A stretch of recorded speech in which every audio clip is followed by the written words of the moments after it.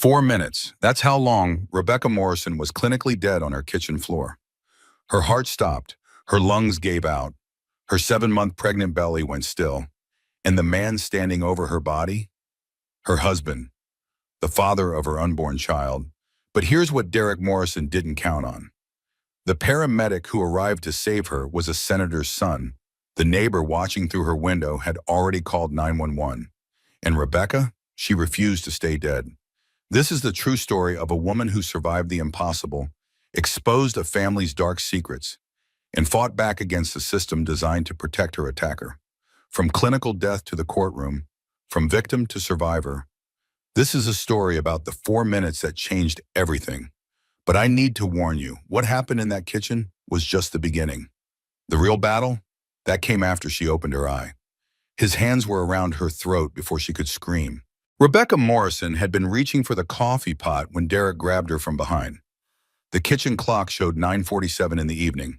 She knew the exact time because she would remember it for the rest of her life. Those glowing green numbers. 9, 4, 7. The coffee pot was still warm in her hand. She had made it exactly how he liked it. 2 sugars, stirred 20 times clockwise. The perfect temperature. She always made it perfect. But Derek's hands were squeezing her throat and nothing was perfect anymore. Becca dropped the coffee pot. It shattered on the linoleum floor. Brown liquid spread across the white tiles like a stain she would never have time to clean. Her hands flew to her neck, trying to pry his fingers away. His fingers. The same fingers that had slipped a wedding ring onto her hand 5 years ago. "You had to ruin everything," Derek hissed in her ear. His voice sounded nothing like the man she married. "You could not just keep your mouth shut."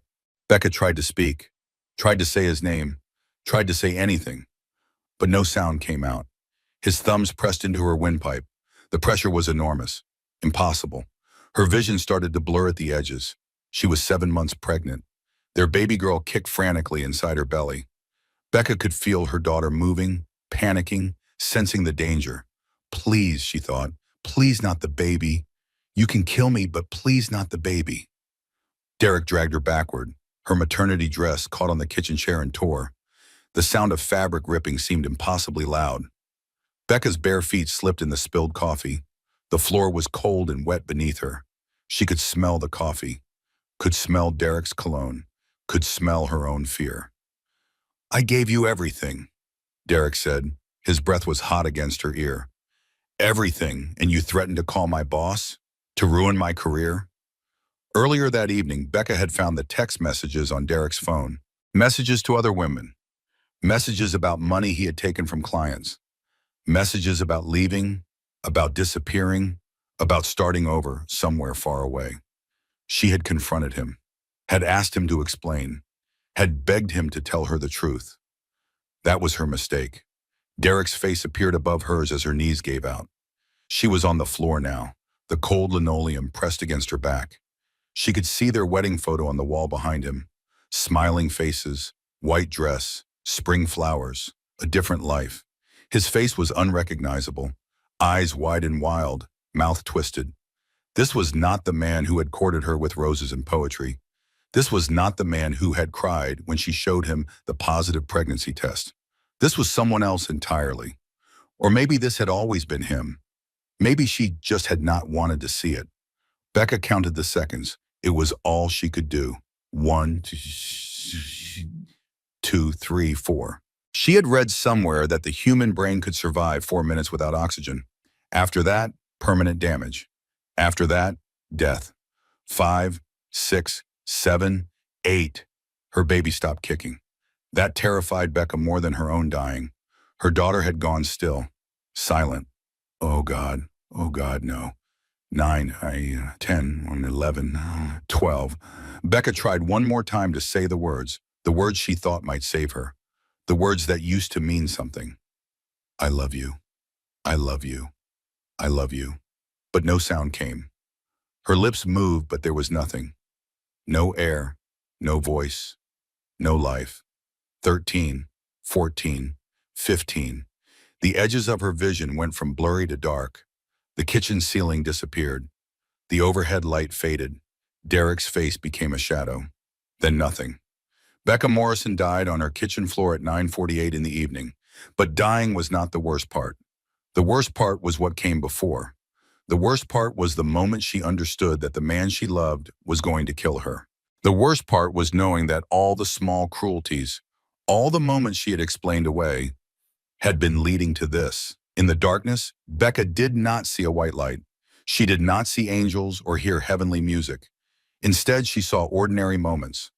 Their first kiss outside the movie theater. The positive pregnancy test with its 2 pink lines. Derek painting the nursery walls a soft yellow. Simple things, small things, things that had felt like love. But underneath those memories, another truth whispered. The first time he raised his voice.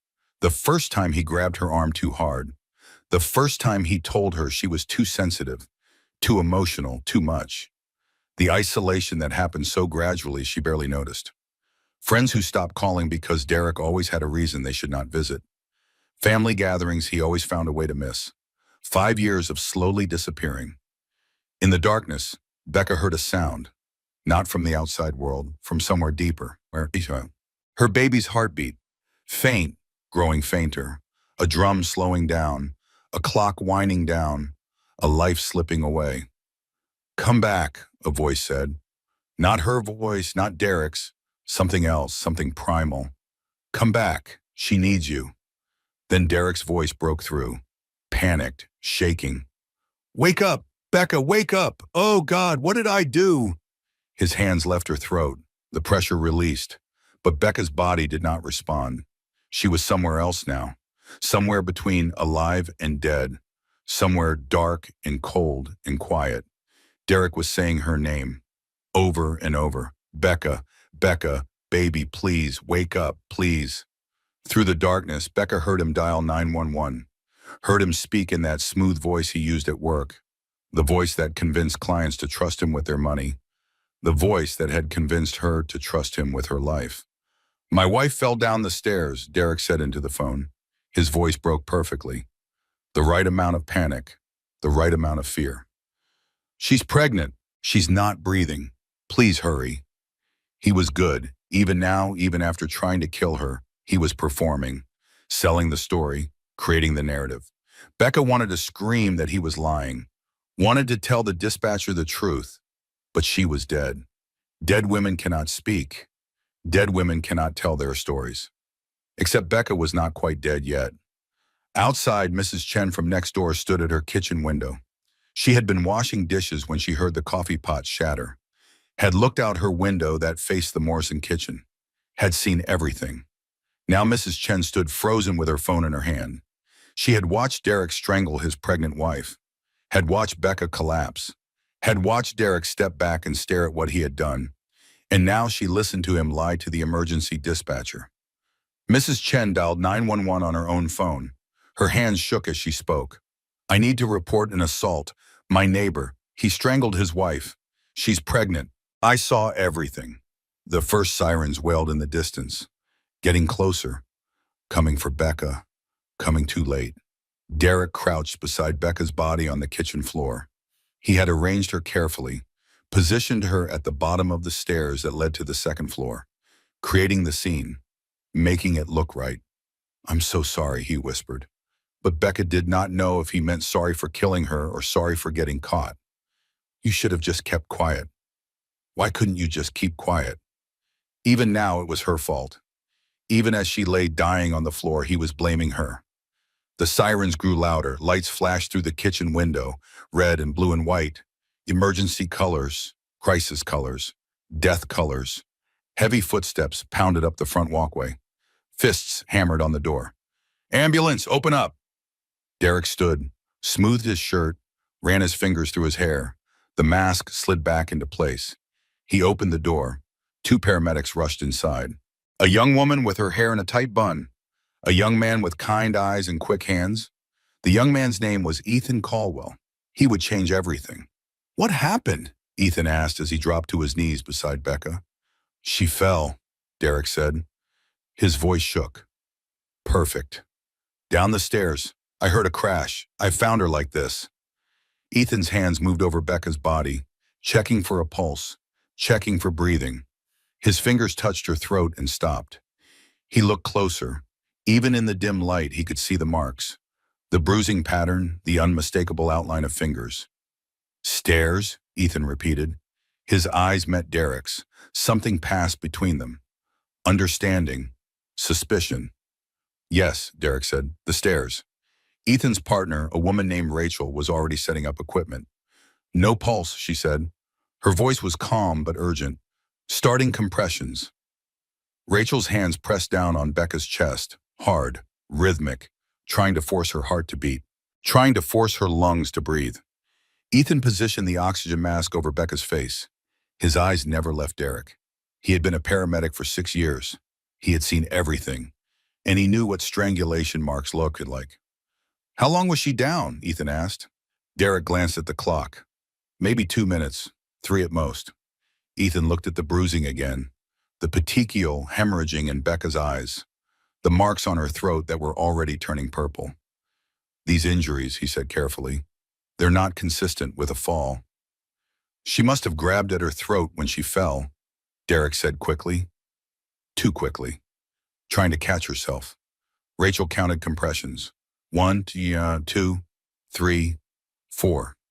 Come on, come on. Becca felt something distant, pressure on her chest, pain, life trying to pull her back. But the darkness was so heavy, so complete. We need to transport now, Rachel said. Get the gurney. Ethan grabbed the radio from his belt.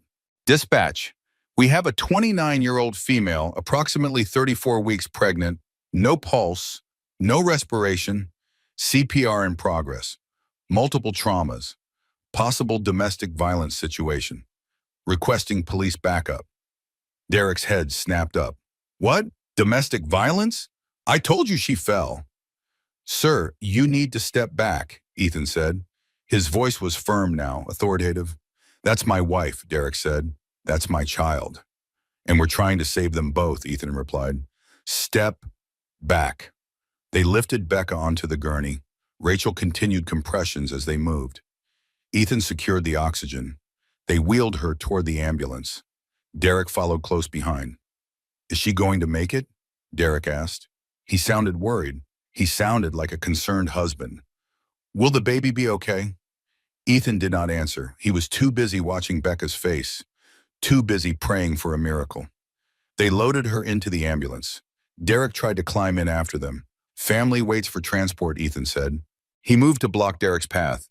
I'm her husband, Derek insisted, and I'm the paramedic responsible for her care, Ethan replied. You can meet us at the hospital. For just a moment, Derek's mask slipped. His eyes went cold, hard, the same eyes that had watched Becca die on the kitchen floor. Then the mask returned. Of course, he said. I'll follow right behind you. The ambulance doors closed. Rachel kept up compressions. Ethan monitored the oxygen. Come on, Rebecca, he whispered. Fight. Your baby needs you to fight. Rachel felt something change beneath her hands. Wait, I've got something. Faint pulse, very faint.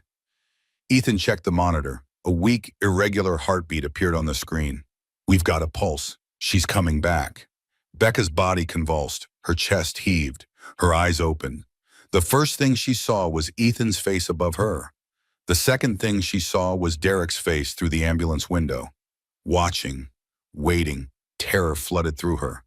Her body went rigid. The monitor shrieked. Her heart rate spiked. The baby inside her thrashed. Easy, Ethan said gently. You're safe. I've got you. But Becca's eyes were locked on the window. On Derek. On the man who had killed her. Ethan followed her gaze. Saw Derek. Saw the fear in Becca's eyes. Understood. He moved between Becca and the window, blocking her view, blocking Derek's view of her. You're safe, he repeated. This time it sounded like a promise. I won't let anyone hurt you. The ambulance pulled away from the house, sirens wailing, lights flashing, racing toward the hospital, racing toward what came next. Inside the ambulance, Becca's consciousness flickered like a dying bulb. On, off, present, gone. Each breath scraped through her damaged throat like broken glass. She tried to speak, to tell Ethan what Derek had done, But when she opened her mouth, only a raw, gasping sound emerged. "Don't try to talk," Ethan said gently. He adjusted the oxygen mask over her face. "Your throat is severely injured. You need to rest." Rest.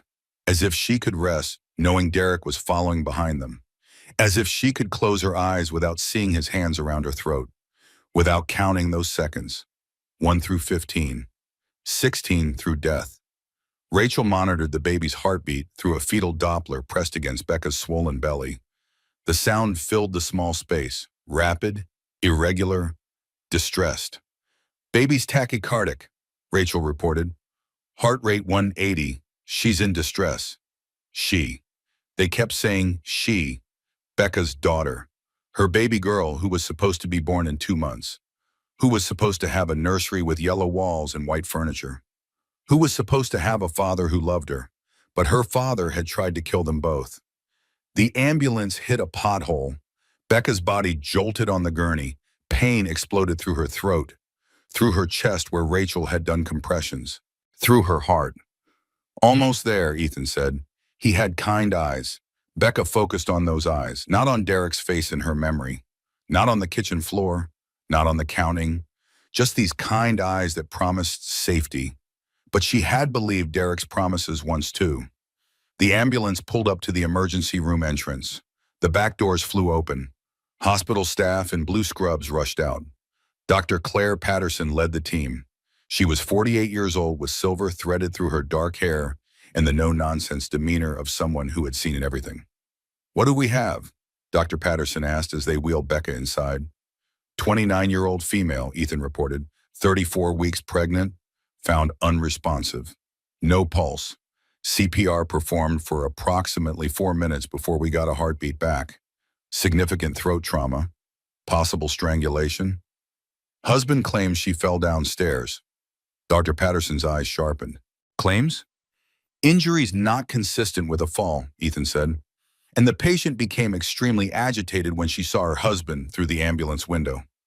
They pushed through the automatic doors into the bright lights of the emergency department.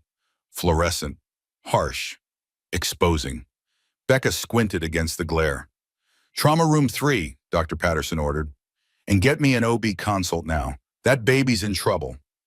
They transferred Becca from the gurney to the hospital bed. Hands everywhere, cutting away her torn maternity dress, attaching monitors, starting IV lines. The sounds crashed over her, beeping machines, urgent voices, the squeak of wheels on linoleum. "Rebecca, I'm Dr. Patterson," the doctor said, leaning into Becca's field of vision. "You're at County General Hospital. You've been through something terrible, but you're alive, and we're going to take care of you and your baby. Can you hear me? Blink once for yes." Becca blinked. Once. "Good. Now listen carefully. I need to examine your injuries. Some of it will hurt, but I need you to stay as calm as possible for your baby. Can you do that?" Becca blinked again. Dr. Patterson's fingers probed gently at Becca's throat. Her expression darkened. Significant bruising, petechial hemorrhaging bilaterally, ligature marks, thyroid cartilage damage possible. She looked up at her nurse. "Get me photos, document everything, and call security. I want someone stationed outside this room." "Ma'am, there's a Detective Brennan here," a young nurse said from the doorway. "She says dispatch called about a possible domestic violence case." "Send her in," Dr. Patterson said, "and keep the husband out. I don't care what he says. He doesn't get in this room until I clear it." Detective Sarah Brennan entered the trauma room like she owned it. She was 41 with tired eyes that had seen too many women in hospital beds, too many accidents, too many falls downstairs. She approached Becca's bedside carefully. "Mrs. Morrison, I'm Detective Brennan. Your neighbor called 911. She saw what happened through her window. She saw your husband attack you. You're safe now. He can't get to you here." Tears leaked from the corners of Becca's eyes. Someone had seen. Someone knew. She was not alone with his lies. "I need you to answer some questions," Detective Brennan continued. "But Dr. Patterson tells me you can't speak yet. Can you write?" Dr. Patterson handed Becca a clipboard with paper and pen. Becca's hands shook so badly she could barely hold it. But she forced her fingers to grip the pen, forced herself to write. The letters came out shaky and uneven, like a child learning to write, or a woman learning to tell the truth.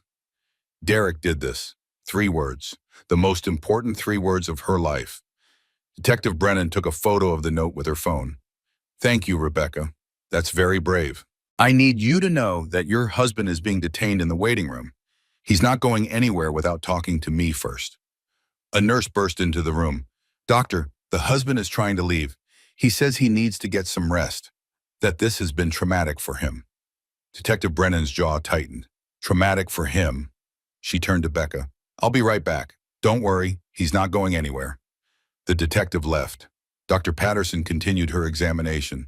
She pressed the stethoscope to Becca's belly, listened, frowned. The baby's heart rate is all over the place, she said. We need to get you upstairs for monitoring. But first, I need to ask you something. She lowered her voice, made sure only Becca could hear. Were you unconscious at any point? Did you stop breathing? Becca nodded. For how long? Becca held up 4 fingers, then mouthed the word minutes. Dr. Patterson's face went pale. 4 minutes without oxygen, and you're both alive. She squeezed Becca's hand. That's a miracle, honey. A genuine miracle. But Becca did not feel miraculous. She felt shattered, like the coffee pot on the kitchen floor, broken into 1,000 pieces that could never be put back together. Outside in the hallway, Detective Brennan caught up with Derek Morrison. He was headed toward the exit, car keys in his hand. Mr. Morrison, she called, I need to speak with you. Derek turned. His face was perfectly arranged. Concern, fear, grief. I really need to go home. Get a few hours of sleep. This has been incredibly stressful. I'm sure it has, Detective Brennan said. Her voice was flat. Your pregnant wife nearly dying. Very stressful. For you. You don't understand, Derek said. I've been trying to take care of her. The pregnancy has made her so emotional, unstable. She falls all the time. I warned her about those stairs. Mr. Morrison, I need you to come with me to the station to give a formal statement. Now, can't this wait until morning? Your wife was found with strangulation marks on her throat, petechial hemorrhaging, injuries completely inconsistent with falling downstairs. So no, it can't wait. Derek's mask slipped for just a second. His eyes went cold. Then he blinked and the concerned husband returned. This is absurd. I would never hurt Becca. I love her, love for her. I'm sure you do, Detective Brennan said. Now let's go have that chat. She led Derek down the hallway. He followed, still performing, still selling the story, but his hands kept clenching into fists. The same hands that had squeezed the life out of his wife an hour ago. Back in the trauma room, a new visitor arrived. Becca heard her before she saw her. Where is she? Where's my daughter? Margaret Hayes burst through the door like a force of nature. She was 52 years old with gray hair. She never bothered to dye, and a spine of pure steel. She had been a school teacher for 30 years. She had raised Becca alone after her husband died, and she had been waiting for this phone call for 5 years. Maggie rushed to Becca's bedside. Her face crumpled when she saw the marks on her daughter's throat. Oh, baby. Oh, my baby girl. Becca reached for her mother. Maggie took her hand and held it between both of hers. Her hands were warm, solid, real, safe. I brought your overnight bag, Maggie said. Her voice broke. I've had it packed for 3 years, in my closet, just in case. Just in case this day came. Becca stared at her mother. 3 years.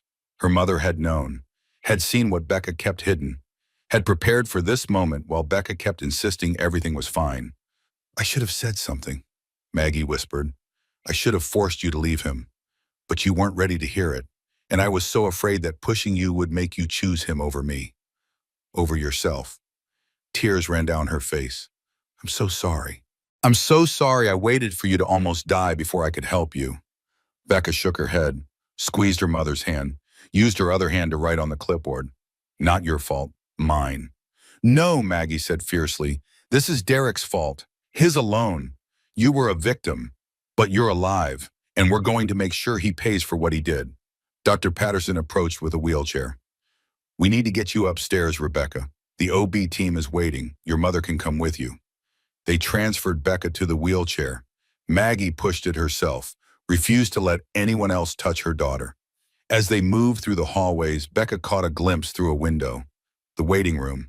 Derek sitting with Detective Brennan. A lawyer had arrived.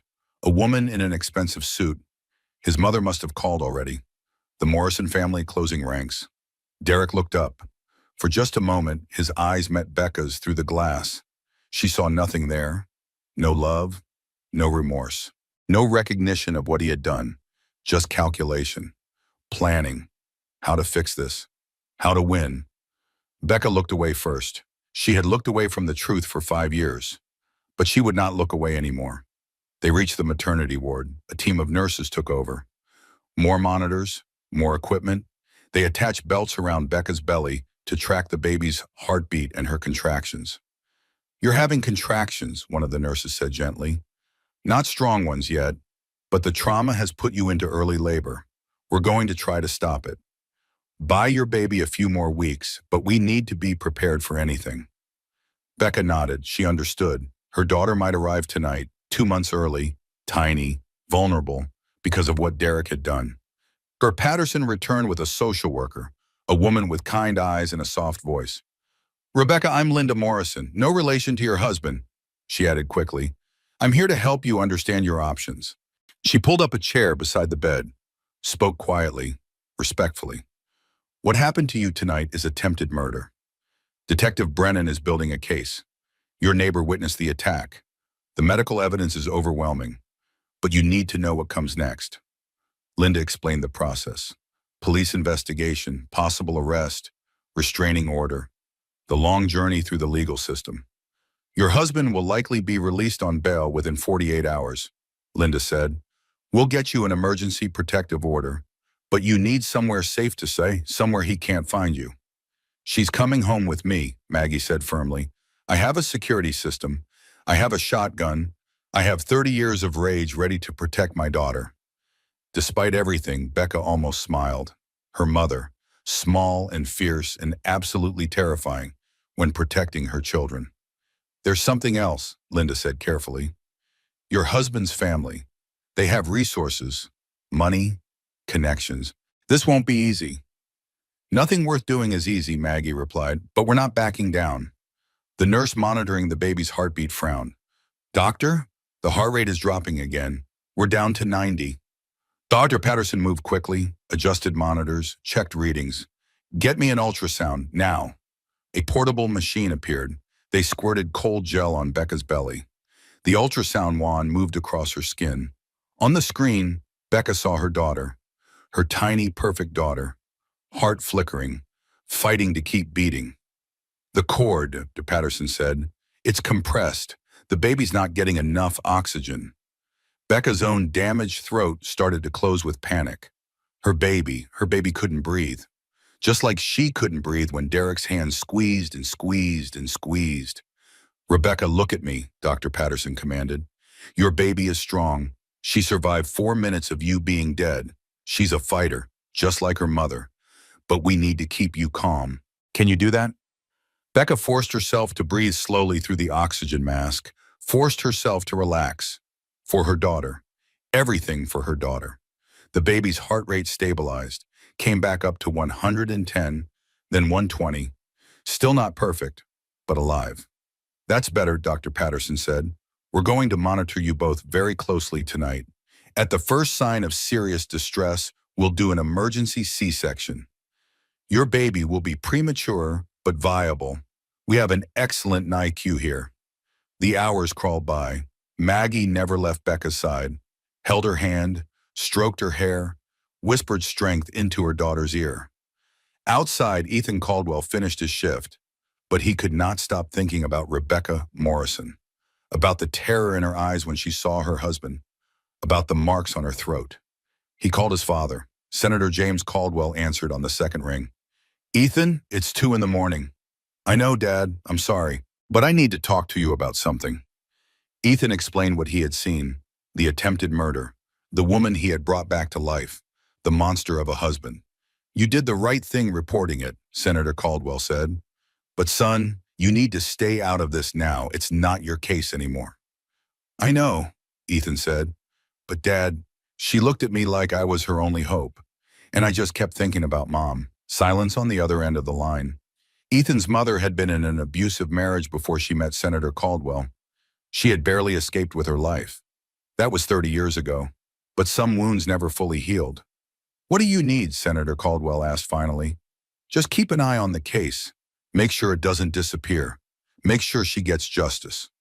"I'll make some calls in the morning," his father promised. Ethan hung up, sat in his car in the hospital parking lot, and made a decision that would change everything. He was not walking away from this, from her. Some people were worth saving, worth fighting for. Rebecca Morrison was one of them. Detective Sarah Brennan had been a cop for 19 years. She had learned to read people the way other people read books. And Derek Morrison was a bestseller of bullshit. He sat across from her in the interrogation room at 3 in the morning. His expensive lawyer, Patricia Vance, sat beside him like a hawk protecting her prey. Derek's hands rested calmly on the table. No fidgeting, no nervous energy, just practiced composure. "Let's go over this one more time," Detective Brennan said. "You claim your wife fell down the stairs." "That's correct," Derek replied. His voice was steady, reasonable. "I was in the home office working on client portfolios. I heard a crash. I found Becca at the bottom of the stairs." "And the marks on her throat?" "She must have grabbed at herself when she fell. Panic. You know how people react in those situations." Detective Brennan laid a photo on the table. A close-up of Becca's throat, the finger-shaped bruises clear and distinct. These marks show 4 fingers on one side of her throat and a thumb on the other. Classic strangulation pattern. Derek barely glanced at the photo. "I don't know what to tell you. I found her like that." "Your neighbor saw you through the window. Saw you strangling your wife." Patricia Vance leaned forward. "My client won't be responding to hearsay. Mrs. Chen is 82 years old. Her eyesight is questionable at best." "She gave a very detailed statement," Detective Brennan said. "Down to the color of the dress your client's wife was wearing. The coffee pot that fell, the exact time, 9:47. Derek's jaw tightened almost imperceptibly. "Mrs. Chen has always been overly interested in our lives. She watches through her window constantly. It's intrusive." "Or she's a concerned neighbor," Detective Brennan replied. "A witness to attempted murder." "Detective," Patricia interrupted, "unless you have actual evidence beyond the statement of an elderly woman with poor vision, I suggest we end this conversation. My client has been through a traumatic experience. His pregnant wife nearly died. He's exhausted. He needs rest." Detective Brennan wanted to reach across the table and shake them both. Derek was the one who needed rest? Not his wife who had been strangled to death and revived? Not the baby who was fighting for her life in the maternity ward? But she kept her voice level, professional. "Mr. Morrison, do you own a gun?" Derek blinked. The question caught him off guard. "Why is that relevant?" "Just answer the question." "No, I don't own a gun." "Do you have access to any weapons?" Patricia held up her hand. "My client is not answering that. This line of questioning is completely inappropriate." Detective Brennan tried another angle. "Mr. Morrison, how would you describe your marriage?" Derek's face softened. The performance began. "We were happy, very happy. Becca and I met 6 years ago at a charity event. It was love at first sight. We got married after a year. We were trying to start a family. When she got pregnant, I was over the moon. I've been so excited to be a father." "Has your wife ever accused you of abuse before?" "Never, because I've never laid a hand on her. I would never hurt Becca. I love her." Love. That word again. Derek kept saying it, but Detective Brennan had seen love. Real love. Love was her wife at home right now, worried about her safety. Love was respect and care and choosing the other person's well-being over your own convenience. This was not love. This was ownership. "What about the financial irregularities at your work?" Detective Brennan asked. "The money missing from client accounts?" Derek's composure cracked for just a second. Just long enough for Detective Brennan to see the truth underneath. "That's ridiculous," he said. "I'm a financial advisor with an impeccable record. I would never steal from clients. But your wife found evidence that you were. She confronted you tonight. That's why you tried to kill her." "This is completely inappropriate," Patricia said. She stood up. We're done here. Either charge my client or release him. Now. Detective Brennan wanted to charge him, wanted to lock him up and throw away the key. But she needed more time, needed the medical reports finalized, needed to interview Becca when she could speak, needed to build an airtight case. You're free to go, she said finally. For now, don't leave town. Don't go anywhere near your wife. I'll be in touch. Derek stood, straightened his shirt. I want to see Becca, to make sure she's okay. No, Detective Brennan said flatly. You're banned from the hospital. If you try to see her, you'll be arrested for violating the emergency protective order. Protective order? Warmbutter. Derek's mask slipped again. You can't do that. Already done. Judge signed it an hour ago. Patricia took Derek's arm, led him toward the door. Let's go. We'll fight this in court. They left. Detective Brennan sat alone in the interrogation room. She pulled out her phone, found the contact she needed, dialed. Brennan, a sleepy voice answered. It's 3 a.m. I know, Rodriguez, but I need you on this case. Nina Rodriguez was the best prosecutor in the district attorney's office. She specialized in domestic violence cases. She had a personal stake. Her own sister had been killed by an abusive boyfriend 10 years ago. Tell me, Nina said. She was wide awake now. Detective Brennan explained everything. The strangulation, the 4 minutes without a pulse, the witness, the evidence. Jesus, Nina breathed. She's alive? After 4 minutes? She's alive. The baby's alive. It's a miracle. Miracles make for good headlines, Nina said. But we need more than miracles. We need an airtight case. What do we have? Witness testimony from the neighbor, medical evidence, photos of injuries, the victim's written statement identifying her husband as the attacker, his body language during interrogation. My gut.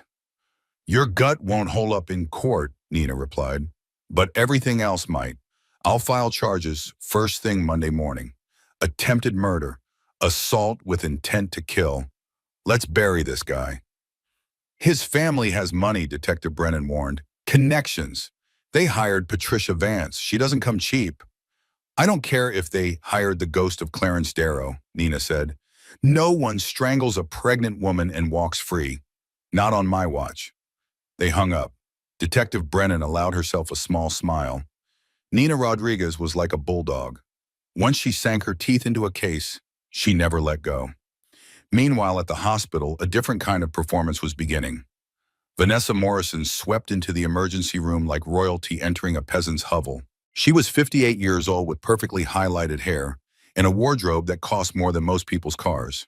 She had pearls at her throat, designer heels, a face frozen by expensive procedures into a permanent expression of mild disapproval. She approached the nurse's station. I'm here to see Rebecca Morrison. She's my daughter-in-law. The nurse looked up from her computer. I'm sorry, ma'am. Mrs. Morrison is in the maternity ward. Only immediate family allowed right now. I am immediate family, Vanessa said coldly. My son is her husband. Her baby is my grandchild. Mrs. Morrison has requested no visitors except her mother. Those are her wishes. Vanessa's lips thinned. That's absurd. She's being dramatic. Pregnancy hormones. I need to see her to make sure she's being properly cared for. I assure you she's receiving excellent care. Now, if you'll excuse me. Do you know who I am? Vanessa's voice rose. Several people in the waiting room turned to look. My husband is Peter Morrison. We're on the hospital board. We donated an entire wing last year. I suggest you let me through before I speak to the administration about your rudeness. The nurse remained calm. She had dealt with entitled relatives before. Ma'am, patient wishes supersede board donations. Mrs. Morrison has the right to refuse visitors. If you'd like to leave a message, I can pass it along. Vanessa's face flushed, but she forced a smile, dabbed at her eyes with a tissue she pulled from her designer purse. The performance for the waiting room. Please just tell her I'm here. Tell her we're all so worried. Tell her Derek is beside himself with grief. Grief, as if his wife dying was something that happened to him. The nurse nodded. I'll let her know you stopped by. Vanessa left, But she did not go far. She found Margaret Hayes in the cafeteria. Maggie had gone down to grab coffee. Needed 5 minutes away from the monitors and beeping and her daughter's bruised throat. Margaret, Vanessa said. She made Maggie's name sound like an insult. We need to talk. Maggie turned, set down her coffee. Mrs. Morrison, I didn't expect to see you here.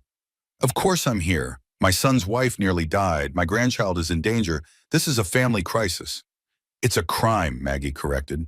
Your son tried to murder my daughter. They stood in the nearly empty cafeteria. Two mothers, one defending a monster, one defending a victim.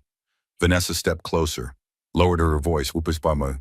Let's be honest with each other. Your daughter has always been unstable, emotional. She trapped my son with his pregnancy. He was going to break up with her. The baby was a desperate attempt to keep him. Maggie's hands clenched into fists. My daughter was strangled by your son. She was dead for 4 minutes. A witness saw everything. A witness who can barely see, Vanessa said dismissively. Mrs. Chen is senile. Everyone knows that. The medical evidence doesn't lie. Medical evidence can be interpreted many ways. Vanessa's voice dropped even lower. Derek has a brilliant future, a career in finance, connections, opportunities. Your daughter is a nurse who quit her job. She has nothing. She is nothing. Why would you want to destroy my son's life over this? Maggie stared at the woman in front of her, at her perfect hair and expensive pearls, at her complete lack of humanity. Your son destroyed himself, Maggie said quietly, when he put his hands around my daughter's throat, when he squeezed the life out of her, when he tried to kill his own child. He did that, not Becca, him. Vanessa straightened her pearls. The gesture was unconscious, automatic, maintaining appearance even while defending attempted murder. We'll see what a jury thinks, Vanessa said. When they hear about Becca's instability, her history of depression, her desperate need to trap a successful man, we'll see who they believe. They'll believe the truth, Maggie replied. They'll believe the bruises and the medical reports and the neighbor who saw everything. They'll believe my daughter when she testifies about the years of abuse she endured. Abuse? Vanessa laughed. It was a cold, brittle sound. Derek gave her everything. A beautiful home, financial security, a lifestyle she never could have afforded on her own. And this is how she repays him? With false accusations? Maggie picked up her coffee, started to walk away. Then she turned back. You raised a monster, Mrs. Morrison, and you're protecting him instead of getting him help. I almost feel sorry for you, almost. She left Vanessa standing alone in the cafeteria, went back upstairs to her daughter, to the truth. In her hospital bed, Becca drifted in and out of sleep. The pain medication made everything fuzzy. But even in sleep, she felt Derek's hands on her throat, counted the seconds, saw his face above her, heard him lie to the police. She jerked awake. The monitors beeped faster. Her baby kicked. Active now, alive. Detective Brennan appeared in the doorway. Mrs. Morrison, I'm sorry to disturb you, but I need to take your formal statement when you're ready. Becca nodded, reached for the notepad beside her bed. Her throat hurt too much to speak, but she could write. She would write every word of the truth. Detective Brennan pulled up a chair. Take your time. Start from the beginning. Becca began to write. Her handwriting was shaky but legible. She wrote about the text messages she found, about confronting Derek, about his rage. She wrote about his hands on her throat, about counting seconds, about dying on the kitchen floor. She wrote about waking up to see his face in the ambulance, about the terror, about understanding that this was not an accident or a mistake. This was murder. Detective Brennan read as Becca wrote. Her expression hardened with each line. This is good, she said when Becca finally stopped. This is very good, but I need to prepare you for what comes next. Derek's family has hired expensive lawyers. They're going to try to discredit you. They'll say you're mentally unstable, that you made this up, that you hurt yourself. Becca wrote, I know. They'll dig into your past, look for anything they can use against you. Old medical records, therapy sessions, anything to make you look unreliable. I know. And it's going to be hard, really hard, testifying, facing him in court, reliving this. Becca wrote 3 more words, then underlined them twice. I'll do it. Detective Brennan smiled. It was the first real smile since she had entered the hospital. Okay then, let's get this bastard. At 4 in the morning, Derek Morrison sat in his lawyer's office. Patricia Vance spread documents across her desk, building the defense. The neighbor's testimony will be difficult to discredit, she said, but not impossible. We attack her credibility, her age, her eyesight, the distance from her window to yours. We create reasonable doubt. What about Becca? Derek asked. What if she testifies? We destroy her credibility first. Does she have any history of mental health issues? She saw a therapist after her father died, when she was 22. Perfect. We'll get those records. Paint her as unstable, prone to delusions. We'll say the pregnancy hormones made her paranoid, that she attacked you, that you were defending yourself. The medical evidence can be interpreted in different ways. Strangulation marks can be self-inflicted in extreme cases. We'll find an expert witness to testify to that. Derek leaned back in his chair. What are my chances? Patricia met his eyes. With my help, 60-40 in your favor. But Derek, I need you to understand something. This only works if you stick to the story. No wavering, no admissions, no showing remorse. I'm not sorry, Derek said. Becca brought this on herself. If she had just kept quiet about the money, none of this would have happened. Patricia's expression did not change. She had defended monsters before. Remember that certainty, she said. You'll need it in court. Back at the hospital, dawn broke. Soft pink light filtered through the windows. Becca lay awake, watching her baby's heartbeat on the monitor. Strong now, steady. She had died last night. For 4 minutes, she was gone. But something had pulled her back. Some force stronger than Derek's hands, stronger than his rage. Her daughter. Her daughter had kept her heart beating, had refused to let go. Becca put her hand on her belly, felt her baby move beneath her palm. We survived, she whispered. Her voice was raw, broken, but there. We're going to keep surviving, I promise you. I promise. Outside her room, Ethan Caldwell had returned. He was not officially on shift, but he could not stay away. He leaned against the wall, kept watch, made sure Derek Morrison did not come anywhere near this floor. Some promises were worth keeping. Some people were worth protecting. And Rebecca Morrison had just become his cause. 3 days after the attack, Becca was released from the hospital. Her throat was still damaged, her voice barely a whisper. But the baby was stable. No signs of immediate distress. No need for emergency delivery. Not yet. Maggie drove her daughter to her house across town, away from the suburban neighborhood where Derek still lived, away from the kitchen where Becca had died, away from everything that used to be normal. The house was a small ranch style with a fenced yard and roses growing along the front walk.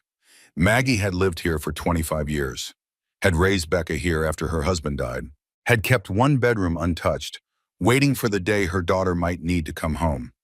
That day was today. They pulled into the driveway. Grace Bennett was already there, waiting on the front porch. She had been Becca's best friend since their freshman year of college.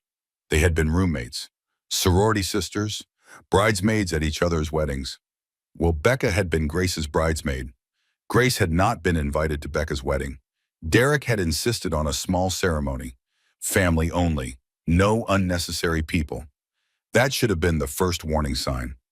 Grace rushed down the steps as soon as the car stopped, pulled open the passenger door, and burst into tears when she saw Becca's face. "Oh my God," Grace sobbed. "Oh, Becca. Oh, honey." Becca tried to smile, but her face hurt. Everything hurt. She let Grace help her out of the car, let her friend wrap her in a careful hug that avoided touching her throat. "I'm here," Grace whispered. "Whatever you need, I'm not leaving." They went inside. The house smelled like Maggie's cooking. Chicken soup simmering on the stove, fresh bread on the counter, comfort food, healing food. But Becca could not eat yet. Her throat was too damaged. Everything had to be soft. Liquid, small bites that hurt to swallow. Maggie had transformed her old bedroom back into a sanctuary. Fresh sheets on the bed, soft pillows, curtains drawn against the afternoon sun. A baby monitor on the nightstand, ready for when Amelia arrived. Amelia. They had chosen the name together, Becca and Derek, back when she thought they were building a family. Now the name felt tainted, claimed by a man who had tried to kill them both. But no, Becca refused to let him take this too. Amelia Grace Morrison. Her daughter would have her grandmother's name as a middle name. Grace for the friend who never abandoned her.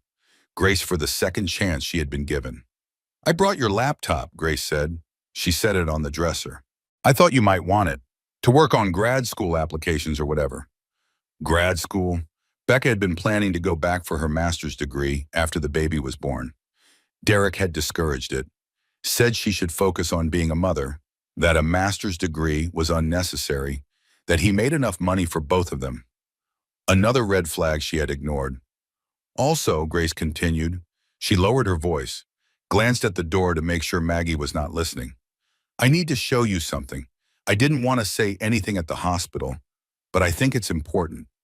She opened the laptop, logged into Becca's cloud storage account, pulled up a folder Becca had created months ago. "Remember when you were worried about Derek's behavior?" Grace asked. "You called me crying, said you thought you were going crazy, that he kept telling you things never happened when you knew they did." Becca remembered 6 months ago, maybe longer. The gaslighting had started slowly, small things. He would move her car keys and then swear he had not touched them. Would tell her about plans they supposedly made when she had no memory of agreeing. Would accuse her of saying things she never said. She had thought she was losing her mind. Pregnancy brain, hormones, something wrong with her. But one night after Derek had denied a particularly cruel comment he made about her weight, Becca had started documenting, writing down conversations, dates, times, what he said, what he did, creating a record she could refer to when he tried to rewrite history. The journal had grown. 2 years of entries, small cruelties that added up to something monstrous. "I found it yesterday," Grace said. "While I was at your house packing your clothes. Your laptop was in the bedroom." Derek didn't think to look at it. He was too busy covering his tracks downstairs. She opened the document, scrolled through entries, hundreds of them. March 15th. Derek told me I looked fat in my dress. When I got upset, he said I was being too sensitive, that he was just trying to help me stay attractive for him. April 2nd. Derek went through my phone, deleted Grace's number, said she was a bad influence, that she was trying to break us up. May 19th. Derek grabbed my arm during an argument, left bruises. When I pointed them out the next day, he said I must have bumped into something, that I was being dramatic. On and on, entry after entry, a catalog of abuse, a timeline of escalation. "The last entry," Grace said softly. She scrolled to the bottom. "Look at the last entry." It was dated the morning of the attack, the day Becca almost died. "If something happens to me, Derek did it. I'm not crazy. I'm not making this up. He's been stealing money from his clients. I found the evidence. He knows I found it. I'm afraid of what he'll do. If you're reading this and I'm dead, please make sure he doesn't get away with it." Becca stared at her own words, written just hours before Derek's hands closed around her throat. She had known. Some part of her had understood the danger she was in. "This is evidence," Grace said, "documented abuse going back 2 years. Your own words, your own testimony. Detective Brennan needs to see this." Becca nodded, reached for the laptop, started scrolling through the entries, reading her own pain, recognizing the patterns she had tried so hard to explain away. Each entry was a moment she had chosen to stay, chosen to believe his apologies, chosen to think next time would be different, chosen love over safety. Except it was not love. Love did not leave bruises. Love did not isolate. Love did not lie. "I'll call Detective Brennan," Maggie said from the doorway. She had been listening. "This changes everything." An hour later, Detective Brennan arrived with Nina Rodriguez, the prosecutor. They sat around Maggie's kitchen table, Becca's laptop open between them. "This is gold," Nina said as she read through the entries. "Documented contemporary evidence. Written at the time, not after the fact. It establishes a pattern of abuse, control, escalation. It supports your testimony completely." Derek's lawyers will say she wrote it after the attack, Detective Brennan warned, that she backdated the entries to support a false narrative. The metadata proves otherwise, Grace said. She pulled up the document properties. See? Created date.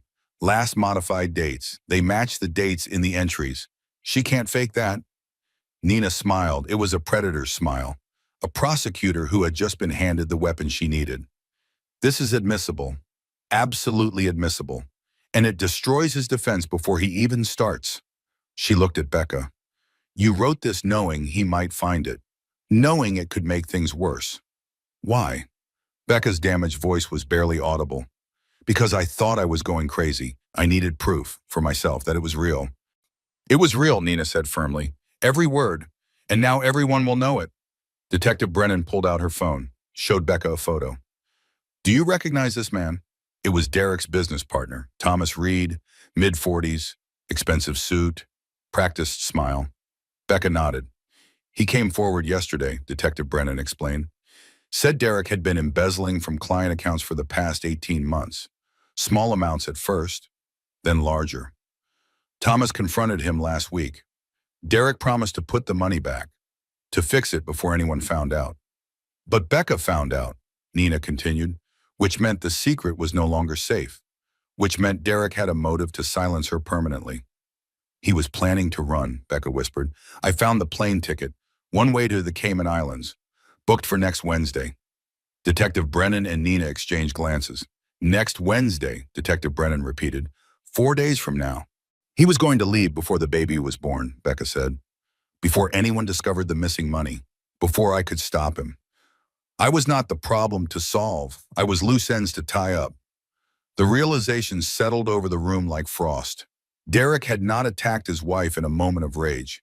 He had planned to kill her, to eliminate the witness, to disappear with his stolen money and start fresh somewhere new. This was not domestic violence that escalated. This was premeditated murder.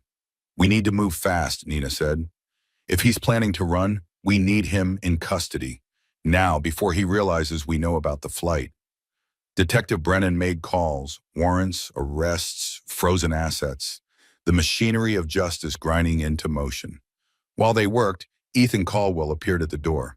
He looked uncomfortable, out of place, a paramedic in a house full of lawyers and detectives. I'm sorry to intrude, he said. I just wanted to check on you. Make sure you were settling in okay. Becca tried to stand, winced, sat back down. Ethan crossed the room quickly. Don't get up. I didn't mean to disrupt. He stopped, took a breath. I couldn't stop thinking about you, about what happened. I needed to see with my own eyes that you were safe. It was forward, unprofessional maybe.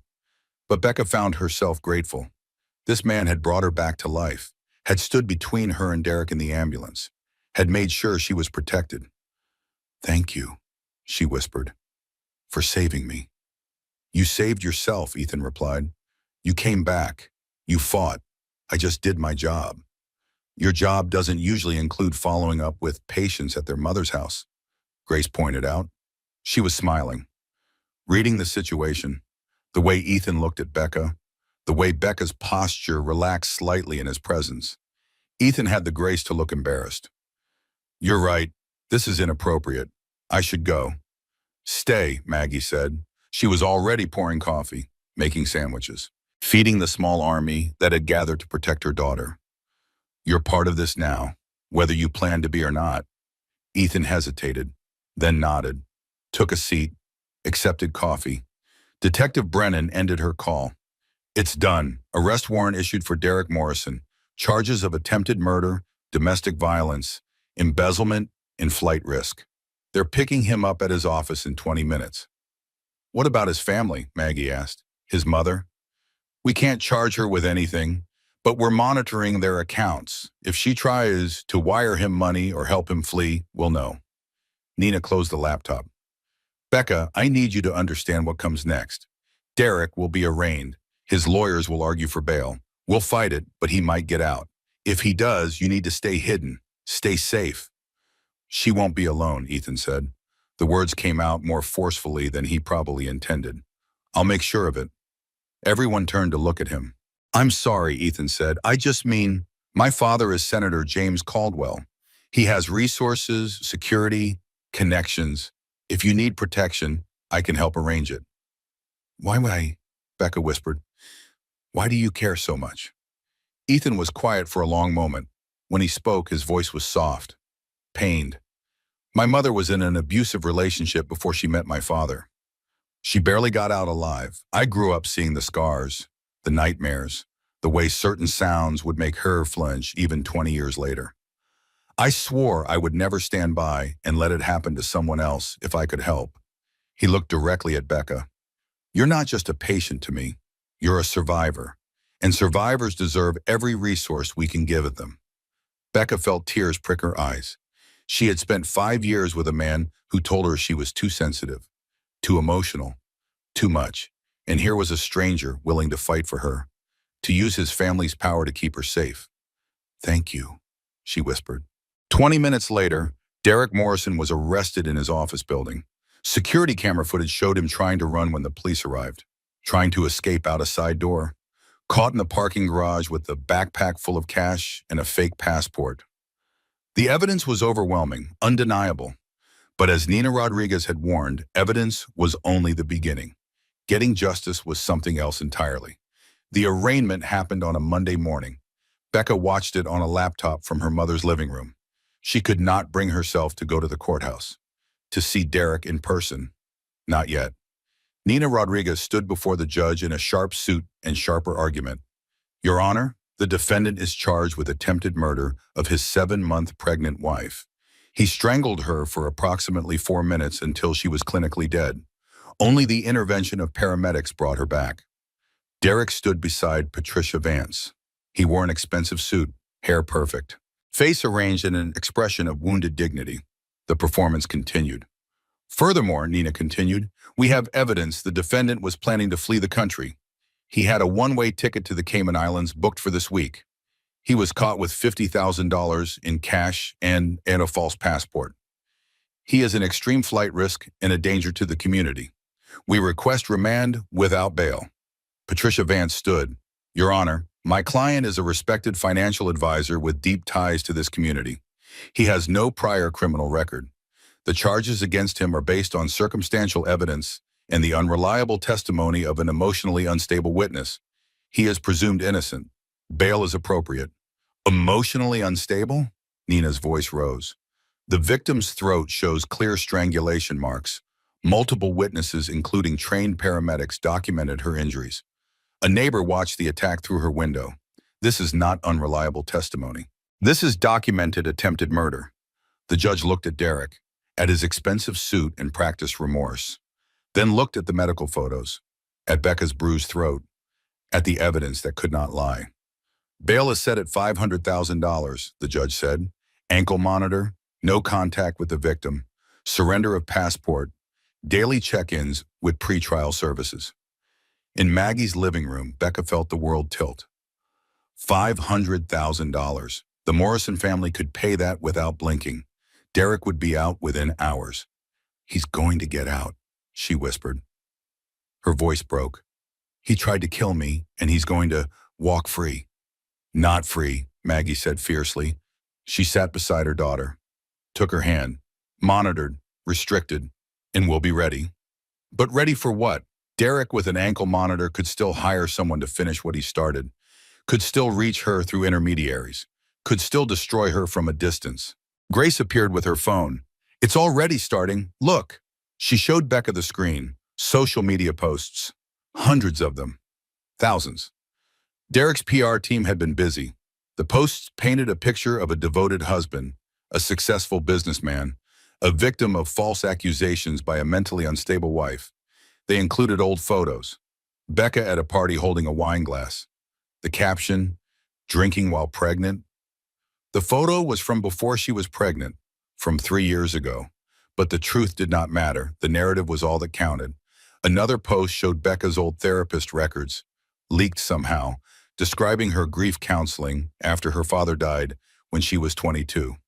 The headline, History of Mental Health Issues Raises Questions. How did they get those? Becca asked. Medical records are confidential. Money, Nina said. She had called to check on Becca after the hearing. The Morrison family has connections. They're paying for everything Derek needs. The best lawyers, the best PR firm, the best chance of walking away from this. So what do?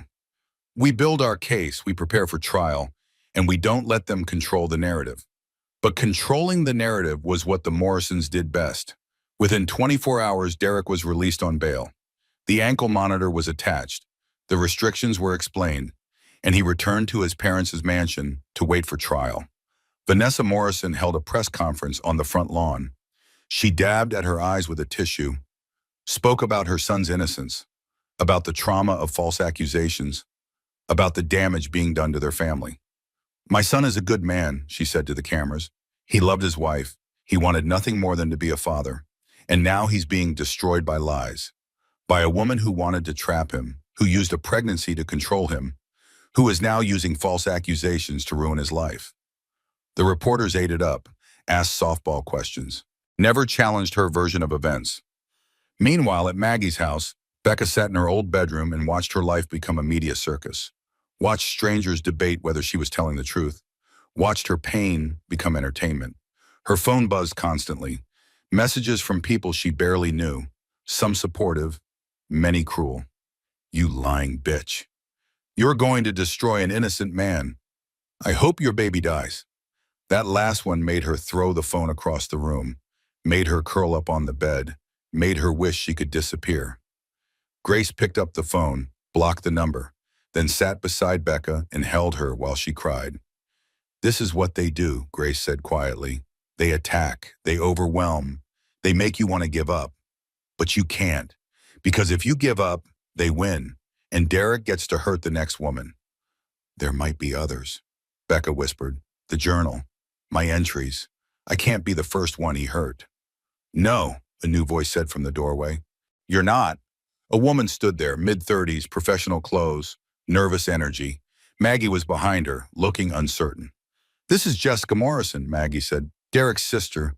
She says she needs to talk to you." Becca sat up. Derek's sister. She had met Jessica maybe 3 times during her marriage. Derek kept his family separate, compartmentalized. Another control tactic she had not recognized until too late.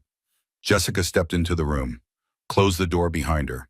"I'm sorry to intrude, but I couldn't stay silent anymore. Not after what he did to you." She pulled a folder from her bag, set it on the bed. "My brother has done this before.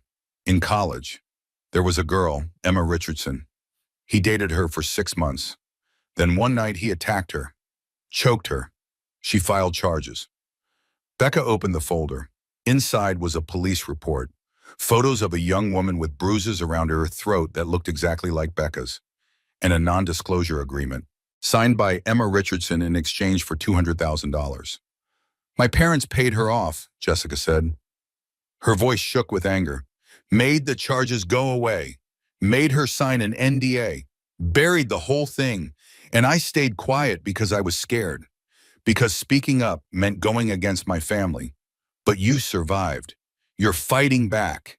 And I can't let them do to you what they did to Emma." "Why are you helping me?" Becca asked. "Because I'm done protecting monsters," Jessica replied. "Derek is my brother. I love him. But he's sick and my parents enable him. They always have. Money fixes everything in their world. But money shouldn't fix attempted murder." She pulled out more documents. Emails between Vanessa and Peter Morrison discussing how to handle the Emma situation. Legal fees paid to make evidence disappear. Communication with the college administration to keep Derek from being expelled. "This is a pattern," Jessica said. "He escalates. My parents clean up with a mess. He does it again. You're not the first, but I hope you'll be the last." Becca looked at the evidence spread across her bed. Proof that Derek Morrison was a repeat offender, that his family had been covering up his violence for years. "Can I take this to the prosecutor?" Becca asked. "That's why I'm here," Jessica said. "I'll testify. I'll give them everything. I'm done being part of this family's lies." Nina Rodriguez nearly cried when she saw the evidence. "This changes everything. Pattern of behavior, prior acts, family cover-up. The jury will see exactly who Derek Morrison is." But Patricia Vance filed motions immediately, trying to suppress the evidence, arguing that the previous incident was irrelevant. that it was settled and sealed, that bringing it up would prejudice the jury. The legal battle became a war. Motions and counter-motions, hearings and arguments. Weeks stretched into months. Becca's belly grew. Her due date approached. And Derek remained free, living in his parents' mansion, waiting for trial. The stress took its toll. Becca's blood pressure spiked. The baby showed signs of distress again. Paramedic Patterson ordered bed rest, monitoring, preparation for possible early delivery. You need to reduce stress, the doctor said, as if that were possible, as if she could simply choose not to be stressed, while her attempted murderer walked free. Ethan visited several times a week, always asking permission first, always respectful, but always there. He brought books, puzzles, distraction. He told stories about his work as a paramedic, about the people he had saved, the lives he had touched. You're one of the success stories, he said one afternoon. They sat in Maggie's backyard, trees providing shade, late summer heat making everything slow and heavy. Most people I save, I never see again. I always wonder if they're okay, if they're healing, but I get to see you heal, and it matters. Why does it matter so much to you? Becca asked. She had wondered this for weeks. Why a paramedic who barely knew her had become her protector? Ethan was quiet for a long time. My mother died 2 years ago, cancer. Before she died, she told me she had one regret, that she didn't speak up sooner about her first marriage, about the abuse. She thought if she had been braver, she could have saved other women from the same man. She carried that guilt until the end. He looked at Becca. I can't save my mother, but I can help you. And maybe that means her pain wasn't for nothing. Becca felt something crack open in her chest, not love, not yet, but the beginning of trust. The recognition that some people were genuine, that not every man wanted to control or hurt her. Thank you, she whispered, for seeing me as a person, not a victim or a case or a problem to fix, just a person. You're more than just a person, Ethan said softly. You're incredibly strong. Stronger than you know. That night, Becca had her first full night of sleep in months. No nightmares of Derek's hands. No phantom counting of seconds. Just rest. But the peace was temporary. The next morning, Detective Brennan called. We have a problem. Derek's ankle monitor malfunctioned last night. For approximately 4 hours, we have no record of his location. Becca's blood went cold. What does that mean? It could be a technical glitch, or it could mean he tampered with it. We're investigating. Was he near my mother's house? A pause. We don't know, but I've arranged for patrol cars to drive by every hour, and I want you to consider staying somewhere else for a while, just until we sort this out. Senator Caldwell offered a solution, a safe house owned by a friend, secure, private, monitored. Becca moved there with her mother and Grace, surrounded by people who would protect her at all costs. But the fear remained. Derek was out there, free, and she was running from a man who had already tried to kill her once. The question was not if he would try again. The question was, when? At 35 weeks pregnant, Becca's body decided it had endured enough. The contractions started at 3 in the morning. Not the gentle practice contractions she had been having for weeks. Real contractions, hard, regular, demanding. Maggie called for an ambulance, called Dr. Patterson, called Ethan even though he was not on duty. Ethan arrived before the ambulance, still in sweatpants and a t-shirt, hair messy from sleep, but there, always there when she needed him. How far apart, he asked as he moved to check Becca's vitals. 5 minutes, Maggie reported. She had been timing them, writing everything down in that methodical teacher way she had. We need to get you to the hospital, Ethan said. The baby's coming early, but 35 weeks is viable. She'll be okay. But Becca was not thinking about viability. She was thinking about Derek, about his malfunctioning ankle monitor, about the restraining order that was just a piece of paper. He'll know, she whispered. Hospitals report births. He'll find out. I won't let him near you, Ethan promised. I'm officially going back on duty right now. I'll be with you the whole time. The ambulance arrived, different paramedics this time. Not the ones who had saved her life 3 months ago. But Ethan climbed in with her, held her hand, talked her through the contractions. Grace and Maggie followed in Maggie's car. They formed a convoy racing through the dark streets, racing toward birth, toward new life, toward an ending that was also a beginning. At the hospital, the maternity ward staff was ready. They had been briefed. A woman in labor whose attempted murderer was out on bail. Security was doubled. Extra staff assigned. No one without clearance would get near Becca's room. But labor did not care about security plans. Labor had its own timeline. The contractions intensified. Becca's water broke. Dr. Patterson checked her dilation. "You're at 6 centimeters, moving fast. This baby wants out." Grace held one of Becca's hands. Maggie held the other. Ethan stood nearby. Not quite family, but not quite outsider. Somewhere in between. "I can't do this," Becca gasped during a particularly brutal contraction. "I can't be a mother. I can't protect her." "Derek will." "Stop," Maggie said firmly. "You can do this. You've already survived the worst thing that could happen. Labor is nothing compared to that." But it was not nothing. It was pain layered on trauma, layered on fear. It was bringing new life into a world where Derek Morrison existed, where monsters walked free while their victims hid in safe houses. At 7 centimeters, Nina Rodriguez called. "Becca, I hate to do this now, but Derek's lawyers filed a motion. They're requesting that Derek be present at the birth, claiming his paternal rights." Becca's vitals spiked. The monitors screamed. Dr. Patterson rushed over. "What happened?" "Derek," Becca managed. "He wants to be here." "Absolutely not," Dr. Patterson said. She grabbed the phone from Nina. "This is Dr. Claire Patterson. I am Rebecca Morrison's attending physician. My patient is in active labor in a high-risk situation. Any stress could endanger both her and the baby. Derek Morrison is not family. He is the person who tried to kill her. If you allow him anywhere near this hospital, I will personally testify that your decision endangered both of my patients' lives." She hung up, looked at Becca. "He's not coming. I don't care what his lawyers say. My patient's safety comes first. Always." The contractions continued. 8 centimeters, 9 transition. The hardest part, the part where every woman thinks she cannot continue, where the body demands to quit. But Becca had quit nothing in the past 3 months. She had survived strangulation, survived clinical death, survived Derek's attempts to destroy her credibility. She would survive this too. At 10 centimeters, Dr. Patterson said the words every laboring woman waits to hear. "It's time to push." Becca pushed, and in her mind, she was not just pushing out a baby.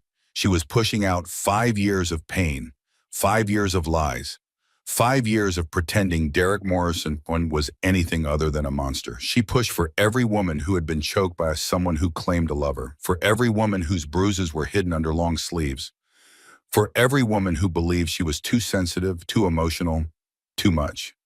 She pushed for Emma Richardson, the college girlfriend whose assault was buried under money and NDAs. She pushed for Jessica Morrison, who found the courage to betray her family to save a stranger. She pushed for her mother, who had watched her daughter disappear into an abusive marriage and could only wait for the inevitable call. And she pushed for herself, for the Becca who had died on a kitchen floor and come back, for the Becca who was fighting for justice, for the Becca who would teach her daughter that survival was not weakness, that choosing yourself was not selfish, that saying no was not cruel. "I see the head," Dr. Patterson called. "One more push. Come on, Becca. Bring your daughter into the world." One more push, one more impossible thing, one more moment of pain that led to something better. Amelia Grace Morrison was born at 7:22 in the morning, 5 pounds, 4 ounces, tiny, perfect, screaming with healthy lungs that announced her existence to the world. They placed her on Becca's chest, skin to skin, mother and daughter, survivors both. Becca looked down at her baby, at her daughter who had refused to die, who had kicked frantically when Derek's hand squeezed, who had somehow kept both their hearts beating when death seemed certain. "You saved me," Becca whispered. That night, "You saved me." Amelia's tiny hand wrapped around Becca's finger, held on tight, as if to say, "And you saved me. Now we save each other." Grace was crying, Maggie was crying, Ethan was crying. Even Dr. Patterson had tears in her eyes. "She's beautiful," Dr. Patterson said, "and healthy, a fighter. just like her mom. They moved Becca to a recovery room, settled Amelia in a bassinet beside her bed, security posted outside the door. No visitors without explicit approval. But Derek knew, of course he knew, hospitals reported births, public records. His daughter had been born and he wanted to meet her. At 9 a.m., Patricia Vance arrived at the hospital with a court order. Derek had a right to meet his child. Paternal rights. Legal standing. Dr. Patterson stood in front of Becca's door like a guard dog. My patient is recovering from a traumatic birth. She is not receiving any visitors today. This is a court order, Patricia said. She held up the paper. Signed by a judge, Derek Morrison has a right to see his daughter. Derek Morrison is an attempted murderer out on bail. He has no rights in my hospital. He has not been convicted of anything. He is presumed innocent. And my patient is presumed to be telling the truth about the man who tried to kill her. Now leave before I call security. Patricia left, but she promised she would be back. With more lawyers, with more court orders, with everything the Morrison family money could buy.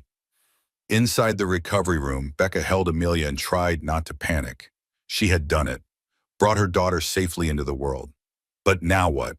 How could she protect this tiny person from a father who saw her as property? As leverage?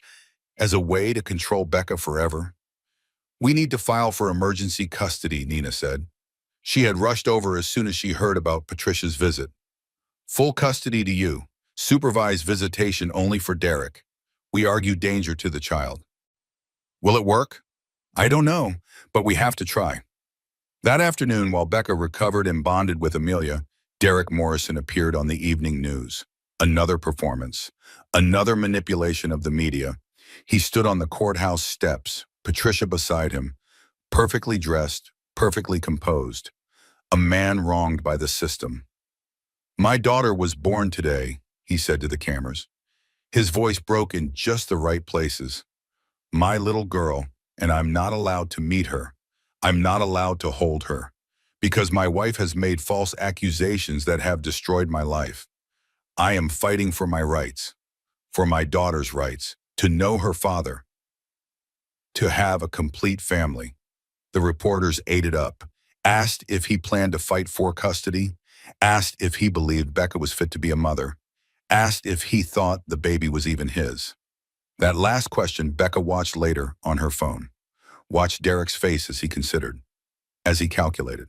As he chose his words carefully. I believe Amelia is my daughter, he said. But given everything that has happened, I think a paternity test would be appropriate. Just to be certain. Becca threw the phone across the room. Of course. Of course he would do this. Question paternity. Plant doubt. Make her defend herself from another angle. Grace picked up the phone. He's flailing. He knows his case is weak, so he's creating chaos, trying to exhaust you, trying to make you quit. I won't quit, Becca said. Her voice was still damaged from the strangulation. But the words came out strong. I'll do the paternity test. I'll fight for custody. I'll do whatever it takes, because Amelia deserves better than him. She deserves you, Ethan said from the doorway. He had a security system under his arm. Senator Caldwell sent this. For your mother's house. Cameras, alarms, motion sensors, the works. We're installing it today. Why is your father helping me? Becca asked. He doesn't even know me. Ethan set down the security system, approached the bed carefully, looked at Amelia sleeping in her mother's arms. My father knows Derek's father. They served together years ago. He knows what kind of man Peter Morrison is. What kind of family raises a son who strangles his pregnant wife? And he wants to make sure history doesn't repeat itself. What do you mean? Peter Morrison beat his first wife, before Vanessa. She left him and disappeared. Took a settlement and signed an NDA. He remarried Vanessa 6 months later. Started fresh. Built his empire. Raised his son to believe that money fixes everything. That women are disposable. That violence is just a problem that can be paid away. Becca looked down at Amelia, at her daughter who was half Derek, half monster. What if she grows up to be like him? She won't, Maggie said firmly, because she has you, because you're teaching her what real strength looks like, what real love looks like. She'll grow up knowing that survival is something to be proud of. That night, Becca checked the locks on her hospital room door 17 times, between feeding Amelia, between trying to sleep, between watching the security camera footage that showed the hallway outside her room. Empty hallway, safe hallway, but she could not stop checking, could not stop counting. 17 times, the same way she counted the seconds when Derek choked her, the same arithmetic of trauma. Later, when a nurse came to check on her, the nurse noticed. "Are you okay, honey? You seem anxious." "I'm fine," Becca lied, "just being careful." But she was not fine. She was trapped between the old life where Derek controlled everything and the new life where she was free, but constantly afraid. Between the woman who died on the kitchen floor and the woman who became a mother. Between victim and survivor. She did not know which one she was yet. Maybe both. Maybe neither. Maybe she was just a woman trying to keep her daughter safe in a world that protected men like Derek Morrison more than women like her. But she was trying. And for now, that had to be enough. Senator James Caldwell arrived at Maggie's house on a Tuesday afternoon. He drove himself, no staff or security detail, just a man in his 60s with silver hair and sharp eyes coming to offer help. Maggie met him at the door. She had dressed up slightly, nervous about a senator visiting her modest home. But Senator Caldwell smiled warmly and shook her hand like she was an old friend. "Thank you for seeing me, Mrs. Hayes. I know this is an intrusion." "Any father of Ethan's is welcome here," Maggie replied. "That boy saved my daughter's life." "He told me?" Senator Caldwell followed Maggie inside. "He also told me he can't stop thinking about your daughter's case, about making sure justice is served." They sat in the living room. Becca emerged from the bedroom where she had been feeding Amelia. The baby was 3 weeks old now. Still tiny, still perfect, still a reminder of everything at stake. "Senator Caldwell," Becca said. Her voice was stronger now, the damage from the strangulation healing slowly. "Your son has been very kind. More than kind. Call me James, please." He gestured for her to sit. "And Ethan is following his heart. He always has, sometimes to his detriment. But in this case, I think he's right to care." He pulled out a folder from his briefcase, set it on the coffee table. "I need to tell you something about Derek Morrison's family. Something that might help your case." Becca opened the folder. Inside were old newspaper clippings, articles from 30 years ago, a scandal involving Peter Morrison, Derek's father. "Peter and I served together in the Army," Senator Caldwell explained. "We were young, stationed overseas. Peter had a wife back home, Janet, sweet woman, gentle. She came to visit him during our leave." He pointed to one of the articles. A brief mention of a domestic disturbance at an Army base. Peter beat her, badly, sent her to the hospital. The Army wanted to court-martial him, but his father, Derek's grandfather, had connections, money, influence. They made it disappear. Janet took a settlement and vanished. I never saw her again. "And Peter just moved on?" Becca asked. 6 months later, he met Vanessa. She came from money. Her family had the connections Peter needed to build his business. They married quickly, had Derek and Jessica, built a life that looked perfect from the outside. Senator Caldwell leaned forward. "But I watched Peter over the years, watched how he controlled Vanessa, how he isolated her from her own family, how their perfect marriage was just another performance. And I thought about Janet, about how no one helped her, about how the system protected him instead of her." "Why are you telling me this?" Becca whispered. "Because history repeats itself when we let it. Because Derek learned from his father that women are possessions, that violence is acceptable if you have enough money to cover it up. And because I have spent 30 years regretting that I didn't speak up for Janet when I had the chance." He looked at Becca directly. "I can't bring Janet back, can't undo the past, but I can help you. I have connections in the legal system, in the media, in places where the Morrison family thinks they're untouchable. And I'm willing to use every single one of them to make sure Derek doesn't escape justice." "Why?" Becca asked. "You barely know me." Senator Caldwell smiled sadly. "You remind me of my wife. She was in an abusive relationship before we met, barely escaped with her life. She spent 30 years helping other women get out, get safe, get justice. She passed away 2 years ago. But before she died, she made me promise to continue her work, to stand up for women when they couldn't stand up for themselves." He pulled out a photo from his wallet, a beautiful woman with kind eyes. This is Sarah, my wife. She would have loved you, would have fought for you with everything she had. Becca stared at the photo, at the woman who had survived, who had turned her pain into purpose. What do I need to do? Keep fighting, Senator Caldwell said. Keep telling your truth. Let Nina build the case. And when Derek's family tries to use their power to crush you, remember that they're not the only ones with power.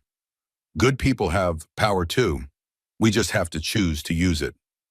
Before he left, Senator Caldwell gave Becca his private cell phone number. If you need anything, anything at all, you call me directly. Day or night, I mean that. After he left, Becca sat holding the photo of Sarah Caldwell, a stranger who had become a patron saint, a woman who understood. That evening, another unexpected visitor arrived. This time, Jessica Morrison appeared at the door with a rolling suitcase and tears streaming down her face. I can't go back, she said when Maggie answered. My parents disowned me for testifying against Derek, for betraying the family. They said I was dead to them. Maggie pulled her inside, gave her tissues, made tea, let her cry. I knew they would react badly, Jessica said when she could speak again, but I didn't expect them to cut me off completely. They froze my bank accounts, took my car, changed the locks on the house I was living in. Their house, everything I had came from them, and now I have nothing. You have your integrity, Maggie said firmly. That's worth more than their money. Is it? Jessica looked around the modest living room. I've never had to work for anything. Never had to budget or struggle. I don't even know how to be poor. You're not poor, Becca said from the doorway. Amelia was asleep on her shoulder. You're free. There's a difference. Jessica looked at her sister-in-law, at the woman her brother had tried to murder. I'm so sorry for everything, for not speaking up sooner, for the years I stayed silent while Derek hurt people, for my parents and their money and their complete lack of humanity. You spoke up when it mattered most, Becca replied. That takes courage. More courage than I had for 5 years. Can I? Jessica hesitated. Can I see her? Amelia. Becca crossed the room, sat beside Jessica on the couch, turned so Jessica could see the baby's face. She's beautiful. Despite everything. Despite her father, she's perfect. She has Derek's nose, Jessica observed, then immediately looked stricken. I'm sorry, I shouldn't have said that. It's okay, Becca said. She's half him, whether I like it or not, but she's also half me. And all hers. She gets to decide who she becomes. Jessica reached out tentatively, touched Amelia's tiny hand. The baby's fingers curled instinctively around Jessica's thumb. Hello, little one. I'm your aunt. Your excommunicated, homeless, completely lost aunt. You're not homeless, Maggie said. You're staying here. Guest room is yours as long as you need it. I can't impose. You're not imposing. You're family now, the family we choose, not the family we're stuck with. Jessica started crying again. I don't deserve your kindness. Everyone deserves kindness, Becca said. That's what I'm learning. Kindness isn't earned, it's given, freely, without conditions. Over the following days, Jessica settled into Maggie's house. She got a job at a coffee shop, entry level, minimum wage. Came home exhausted with stories about difficult customers and sore feet. This is terrible, she said one evening. How do people do this? Most people don't have a choice, Grace pointed out. She was sitting at the kitchen table, helping Becca fill out forms for emergency custody. Most people work like this their whole lives and never get the opportunities you've had. I know, Jessica said quietly. I'm sorry, I'm spoiled. I've been spoiled my whole life. But you're learning, Maggie said, and that's something. One evening, as Becca nursed Amelia in the rocking chair by the window, she watched Jessica and Grace laughing together in the kitchen. Watched her mother teaching Jessica how to make spaghetti sauce from scratch. Watched this makeshift family that had formed from tragedy. This is what Derek tried to take from me, Becca whispered to her daughter. Connection, community, people who see me as more than a possession. But he failed. We survived, and we built something better. Amelia made a small sound, possibly agreement, possibly just gas. But Becca chose to believe it was solidarity. That night, Ethan stopped by after his shift. He had been coming regularly now, bringing coffee, bringing newspapers, bringing himself. He held Amelia while Becca ate dinner. The baby looked impossibly small in his hands, but he held her confidently, comfortably, like he had done this before. "You're good with her," Becca observed. "I have 3 nieces," Ethan explained. "I've had lots of practice." He looked down at Amelia, at her serious expression, at the way she studied his face like she was memorizing it. "She's lucky to have you. You know that, right?" "Some days I don't feel very lucky," Becca admitted. "Some days I feel like I'm barely holding it together. Like one more thing will break me completely. But you're still here, still fighting, still being the mother she needs. That's not barely holding together, that's strength." "It doesn't feel like strength. It feels like stubbornness. Like I'm too stupid to give up, even when giving up would be easier." "Good," Ethan said. "Be stubborn. Be too stupid to give up, because Derek is counting on you giving up. His whole defense relies on you being too tired or too scared to keep fighting. Don't give him what he wants." Becca looked at this man who had become so important in her life, this paramedic who saved her, this senator's son who used his privilege to protect instead of exploit, this person who saw her as a whole person instead of a collection of trauma. "Thank you," she said, "for everything." "I haven't done anything special," Ethan replied. "You saw me when I was dead and chose to bring me back. You stood between me and Derek. You convinced your father to help. You show up every day, even when you don't have to. That's everything." Ethan smiled. "Well, when you put it that way." They sat together in comfortable silence. Amelia fell asleep in Ethan's arms. Outside, the sun set. The security system Ethan had installed blinked green lights. All clear, all safe for now. At 35 weeks postpartum, Becca's body started healing in visible ways. The bruises faded from her throat. Her voice grew stronger. She could swallow without pain. The physical evidence of Derek's violence was disappearing, but the psychological evidence remained. The panic attacks, the hypervigilance, the inability to sleep without checking locks, the way she flinched at unexpected sounds. Her therapist, Dr. Allison Bryant, called it post-traumatic stress disorder, gave it a clinical name, explained that her brain was still protecting her from a threat that had already passed. "The trauma lives in your body," Dr. Bryant explained during their sessions. "Your body remembers even when your mind tries to move forward. Healing isn't linear. Some days will be better than others." Today was not a better day. It started when Becca received notification that Derek's lawyers had filed new motions, requesting parental rights, requesting unsupervised visitation, requesting joint custody. The audacity of it stole her breath. The man who tried to kill her wanted to take her daughter on weekends, wanted to be alone with the baby he had almost prevented from being born. "They're fishing," Nina explained during an emergency conference call. "They know they'll lose, but they're filing anyway to exhaust you, to drain your resources, to make you feel like giving up would be easier than fighting." "It would be easier," Becca admitted, "but I won't." That night at 2 in the morning, Amelia started crying. Becca got up to feed her, walked through the dark house to the kitchen, turned on the light, and saw a figure standing in the backyard. Her heart stopped, the same complete terror as when Derek's hands closed around her throat, the same certainty of danger.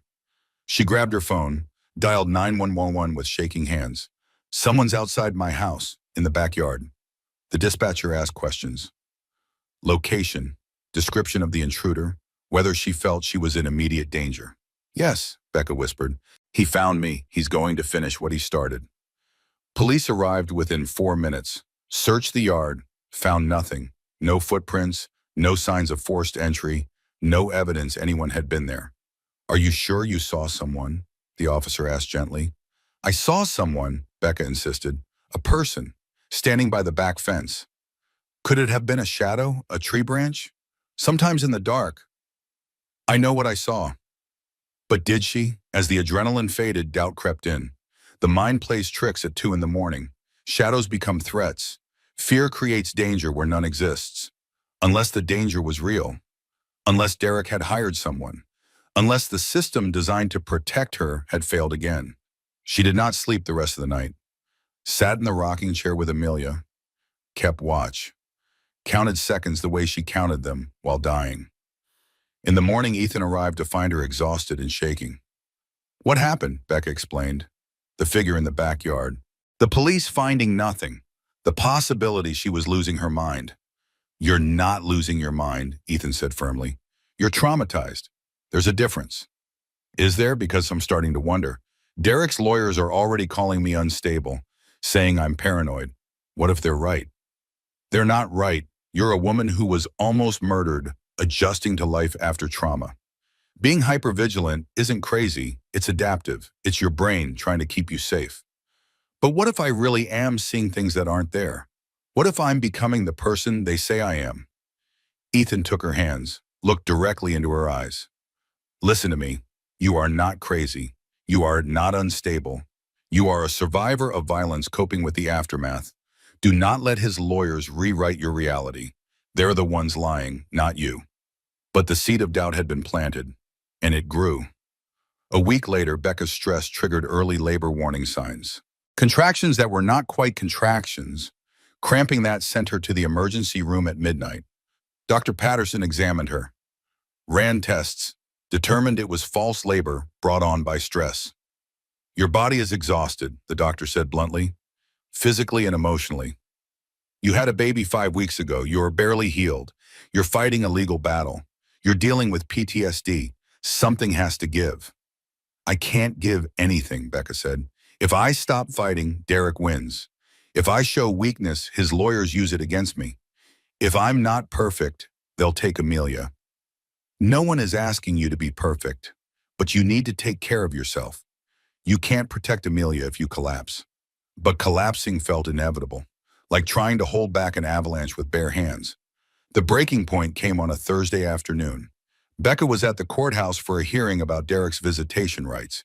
She had to be there in person, had to face him. She walked into the courtroom with Nina Rodriguez beside her, Grace and Maggie in the row behind for support, and Derek sitting at the defendant's table with Patricia Vance, looking healthy, looking normal, looking like he had not tried to murder his pregnant wife 4 months ago. He turned when Becca entered, made eye contact, smiled. It was not a kind smile. It was a reminder, a message. I'm still here. I'm not going away. You can't escape me. Becca's legs went weak. The room started spinning. She grabbed the table to steady herself.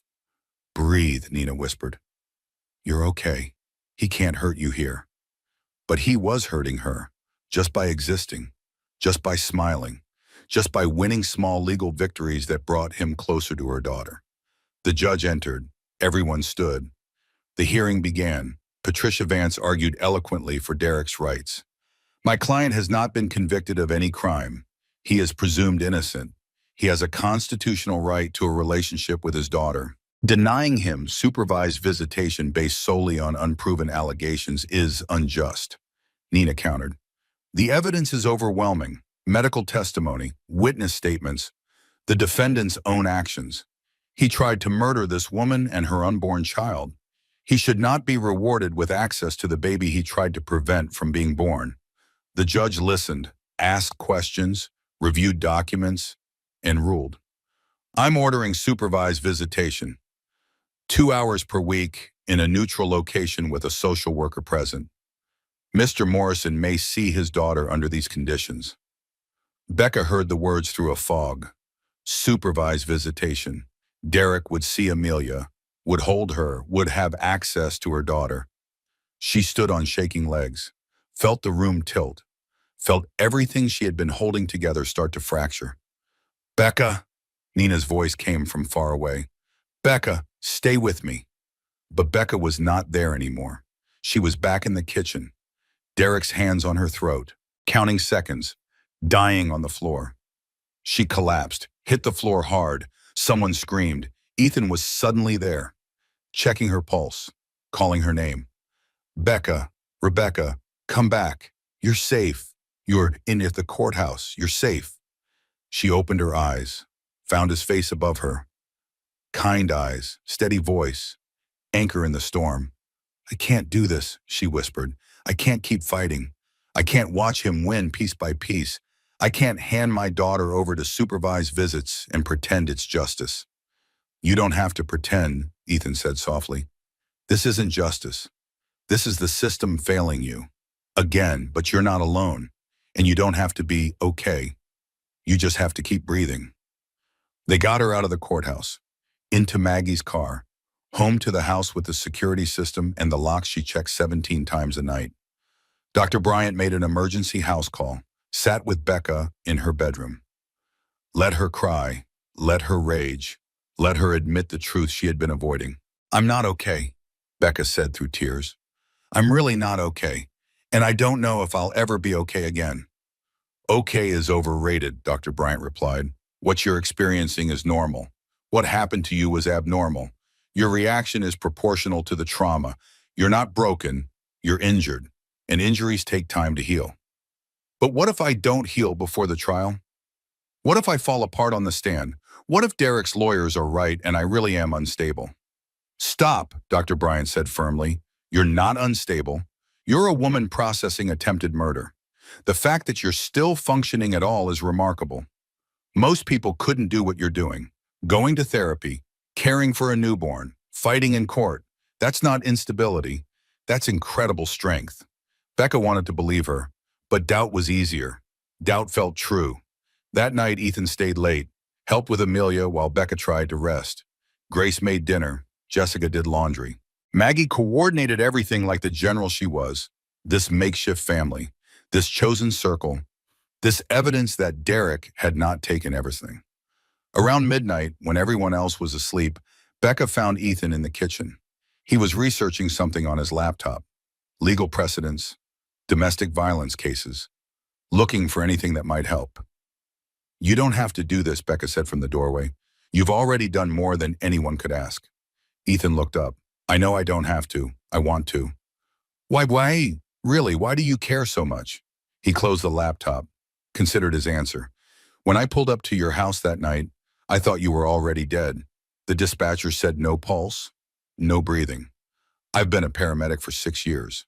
I've seen dead people, and I thought you were one more. He paused. But then I saw the marks on your throat, and I knew someone had done this to you. And if I could bring you back, if I could give you a chance to tell your story, maybe it would matter. Maybe one life saved would mean something. It means something to me, Becca whispered. You mean something to me. The words hung in the air between them, heavy with implication, with the beginning of something neither of them had planned. I can't, Becca started.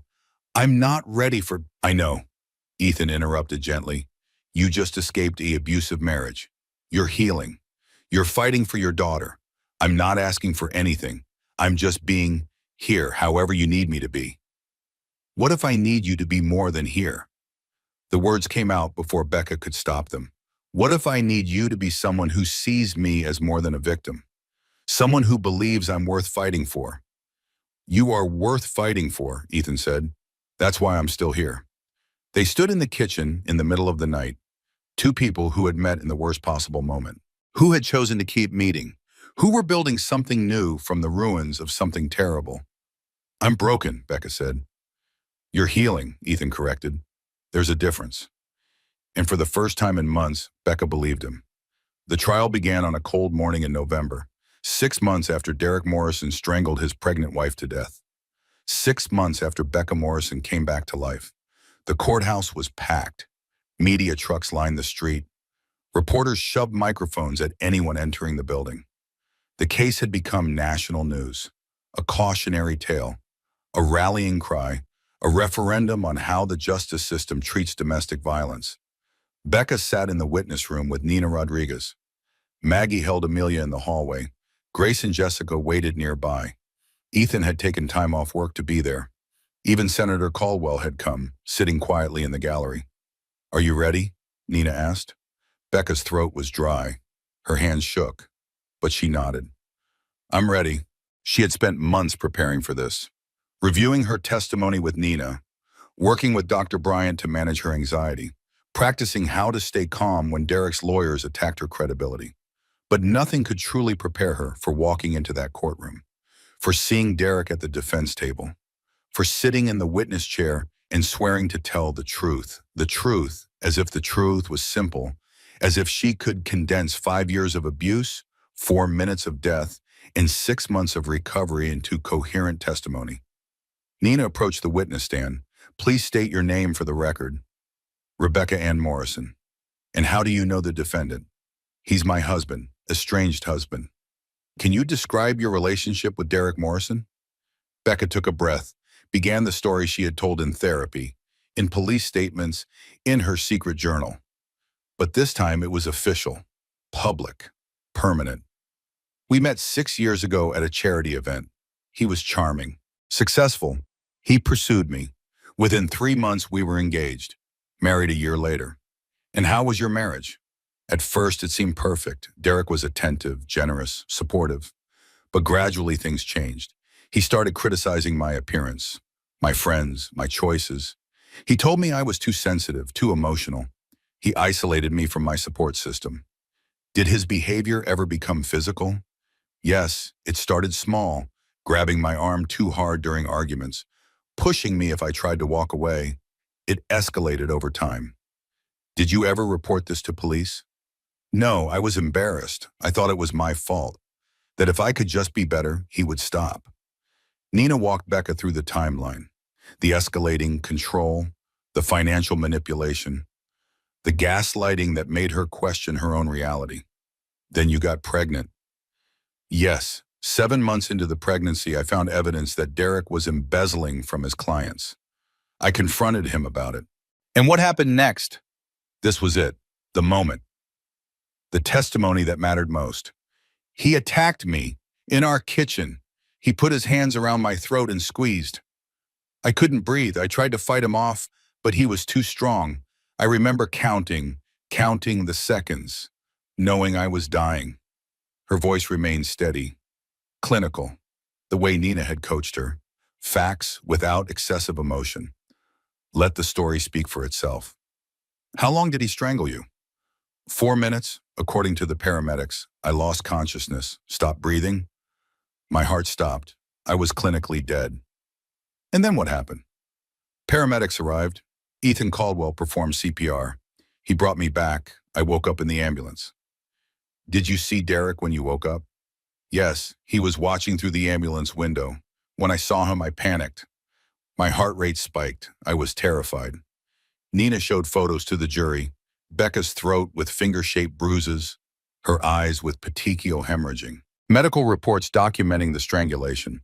These injuries, could they have been self-inflicted? No. Could they have been from a fall down stairs as the defendant claimed? No, the medical evidence is clear. These are strangulation marks. Patricia Vance stood for cross-examination. She smiled at Becca. It was not a kind smile. Mrs. Morrison, you've had quite an ordeal. I imagine the pregnancy hormones made everything even more difficult. Objection, Nina called. Relevance. Sustained, the judge said. Patricia shifted tactics. You were seeing a therapist before this incident, correct? Yes, years before, after my father died. Depression, grief counseling for normal grief after a parent's death. But you were on medication, antidepressants. 7 years ago, for 6 months. It's not relevant to what Derek did. Isn't it possible that your mental health history made you misinterpret his actions? No, I didn't misinterpret being strangled to death. The jury shifted. Several members looked uncomfortable with Patricia's line of questioning. You kept a journal, correct? Documenting alleged abuse? Yes. Isn't it convenient that you wrote down everything? Almost as if you were building a case? I wrote it down because I thought I was going crazy. Because Derek kept telling me things didn't happen when I knew they did. I needed proof for myself. Patricia produced printouts. According to this entry from May, you wrote that Derek grabbed your arm. But the next day, you went to dinner with his parents. You smiled. You laughed. You acted like nothing was wrong. If you were really being abused, wouldn't you have shown signs? Becca met Patricia's eyes. That's what abuse victims do. We hide it. We pretend. We make excuses. Because we're ashamed. Because we love the person hurting us. Because we keep hoping they'll change. or because you're fabricating a story to cover up your own instability. Objection! Nina was on her feet. Counsel is badgering the witness. Sustained. Move on, Ms. Vance. Patricia tried another approach. You claim my client was planning to flee, but he had a successful career, a family, a life here. Why would he abandon all of that? Because he was embezzling money, because I found out, because I was evidence that needed to be eliminated. Or because you were a paranoid wife who accused him falsely and he defended himself when you attacked him? I didn't attack him. He tried to kill me. The cross-examination continued. Patricia attacked every aspect of Becca's story, her credibility, her mental health, her motives. But Becca held firm, answered every question, never wavered. After 2 hours, Patricia finally sat down. Becca was dismissed from the stand. As she walked back to her seat, she made eye contact with Derek for the first time since entering the courtroom. He sat there watching her, face blank. No remorse, no guilt, just cold calculation. But Becca did not look away this time. She held his gaze, let him see that she was not broken, not defeated, not his victim anymore. She was his survivor, and she was going to win. The prosecution called witness after witness. Mrs. Chen, the neighbor who saw everything through her kitchen window. She testified in detail about watching Derek strangle Becca, about calling 911, about Derek's performance afterward. He wasn't trying to help her, Mrs. Chen said firmly. He was creating an alibi. Dr. Patterson testified about the medical evidence, the strangulation marks, the timeline that made a fall impossible, the 4 minutes without oxygen. This was not an accident, Dr. Patterson said. This was attempted murder. Ethan Caldwell testified about reviving Becca, about her terror when she saw Derek, about the moment he realized this was not a fall but an attack. Her reaction was pure fear, Ethan said, the fear of someone seeing their attacker, not the confusion of someone who fell. Detective Brennan testified about Derek's inconsistent statements, his attempts to leave before police arrived, the evidence of planned flight. Thomas Reed, Derek's business partner, testified about the embezzlement, the missing money, the confrontation that happened days before the attack. And finally, Jessica Morrison took the stand. Derek's own sister, ready to destroy him. Nina asked one simple question. Why are you testifying against your brother? Jessica looked at Derek, then at Becca, then at the jury. Because he did this before in college, to another woman named Emma Richardson. My parents paid her off, made it go away, and I stayed silent because I was scared. But Becca survived. She's fighting back, and I won't let my family bury this again. She provided the NDA, the police report, the email showing Vanessa and Peter Morrison covering up their son's previous attack. The courtroom erupted. The judge called for order. Patricia Vance objected strenuously, but the evidence was already admitted. Derek Morrison was not a man who made one terrible mistake. He was a predator with a pattern, and his family enabled him. When the prosecution rested, Nina turned to Becca in the hallway. We did it. We proved every element. Pattern of abuse, premeditation, flight risk. The jury has everything they need. What if it's not enough? Becca whispered. What if they believe him? They won't, Nina said firmly, because you told the truth, and the truth is powerful. The defense put Derek on the stand. He performed brilliantly, tears at the right moments, denial of the right accusations. A picture of a man wrongly accused. I loved Becca, he said. I still love her. I would never hurt her. What happened that night was an accident, a terrible accident. She's the mother of my child. I wanted a family with her. He claimed self-defense, said Becca attacked him when he confronted her about her paranoia, said he was trying to restrain her when she stopped breathing, said he panicked and lied to police because he was scared. It was a good story, believable, sympathetic, but the evidence contradicted him, the medical reports, the witness testimony, the pattern of violence. After 3 days of deliberation, the jury returned. Has the jury reached a verdict? We have, Your Honor. On the charge of attempted murder, how do you find? Becca held her breath, held Amelia close, felt Ethan's hand in hers. Guilty. The word echoed through the courtroom. Guilty, guilty, Guilty. Derek Morrison was convicted on all counts: attempted murder, domestic violence, assault with intent to kill. The judge set sentencing for 2 weeks later. Derek was remanded into custody immediately. No bail. He was led away in handcuffs. As he passed Becca's row, he turned, made eye contact one last time, and mouthed 2 words. "This isn't over." But it was. The trial was over. The verdict was in. Justice had been served. Becca walked out of the courthouse surrounded by her chosen family: Maggie, Grace, Jessica, Ethan, Senator Caldwell, Nina, Detective Brennan, all the people who had fought for her when she could barely fight for herself. The media swarmed. Becca stopped at the microphone stand, took a breath, and spoke. "I want to tell you about the day I died, not the day Derek attacked me. That was just when my body stopped. I died slowly over 5 years. Every time I explained away his cruelty, every time I isolated myself to keep the peace, every time I believed him instead of myself. I was already dead long before his hands closed around my throat." She paused, let the words settle. "But I came back. And I hope my story helps other women come back too. From the small deaths they're experiencing, from the abuse they're explaining away, from the control they're calling love. You don't have to wait for someone to literally kill you before you leave. You can leave now. You can get help now. You are not crazy. You are not too sensitive. You are not imagining it. Trust yourself. Save yourself. Come back to life." The cameras flashed. The reporters shouted questions. But Becca turned away, went home, to the house with the security system, to the bedroom where her daughter slept, to the life she had built from the ruins. She was not a victim anymore. She was a survivor, and she was just getting started. 6 months after the verdict, Becca stood in front of 200 people at a domestic violence awareness conference.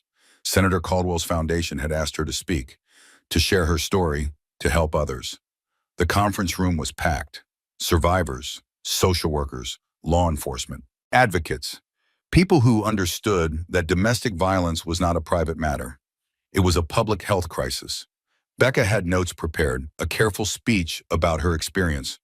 But when she reached the podium, she set the notes aside, spoke from her heart instead.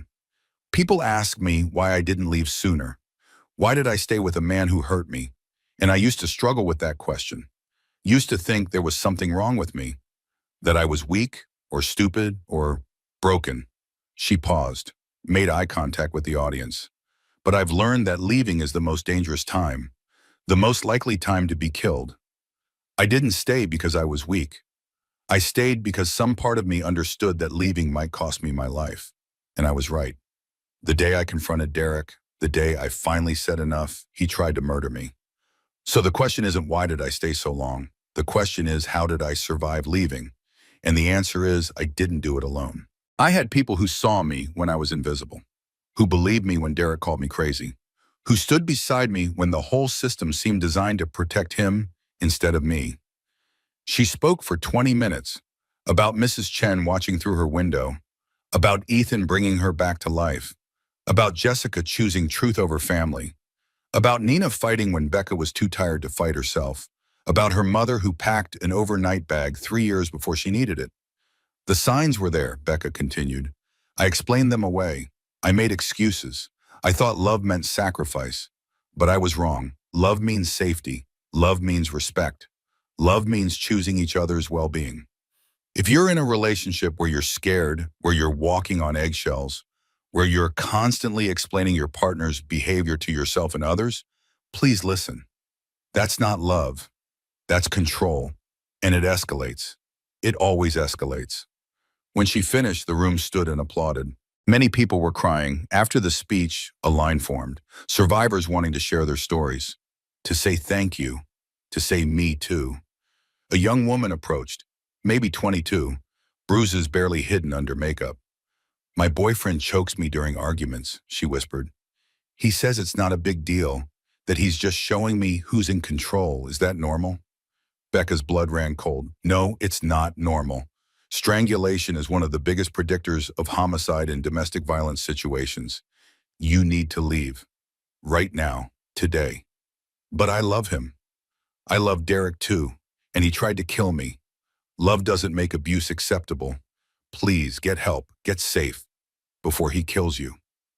The woman took the resource card Becca offered. Contact information for shelters, hotlines, legal aid. Becca watched her walk away and prayed she would use it. That evening, back at the apartment Becca now rented, Ethan arrived with dinner. He had been doing this regularly now, bringing food, helping with Amelia, being present in ways that felt solid, safe, real. They were not officially together. Becca was not ready for that. But they were something that might become more when she was ready. You were amazing today, Ethan said, as they ate Thai food on the couch. Amelia slept in her crib nearby. The way you spoke, the way you connected with people, you're making a difference. I hope so, Becca replied. I hope my 4 minutes dead means something. Save someone. It already has. The woman you spoke with at the end, she came back, talked to the conference organizers. They connected her with a shelter. She's leaving him tonight. Becca felt tears prick her eyes. One life, maybe one life saved. Maybe that was enough. I've been thinking, Ethan said carefully, about us, about what we're doing here. Becca's stomach tightened. Okay. I don't want to push you. I know you're healing. I know you need time. But I also want you to know that I'm not going anywhere. Whenever you're ready, if you're ever ready, I'll be here. Becca set down her food, looked at this man who had brought her back to life, who had stood beside her through hell, who saw her as whole even when she felt shattered. I'm scared, she admitted. Derek destroyed my ability to trust, to believe that men can be good, that relationships can be safe. I know. But I'm also starting to heal, starting to remember who I was before him. And that person wants to try, to believe, to risk trusting again. We can go slow, Ethan said. As slow as you need. Slow sounds good. They smiled at each other. It was not the beginning of a perfect love story. It was the beginning of something more valuable. A partnership built on respect. A relationship founded on safety. A connection that started with the worst moment of her life, but could become something beautiful. Later that week, Becca attended Derek's sentencing hearing. She did not have to testify this time. Just watch. Just witness justice being done. The judge spoke for 20 minutes about the severity of Derek's crimes, about the pattern of violence, about the need to protect society from predators. Derek Morrison, you are sentenced to 25 years in state prison with the possibility of parole after 20 years. You will have no contact with the victim. You will attend mandatory batterer intervention programming.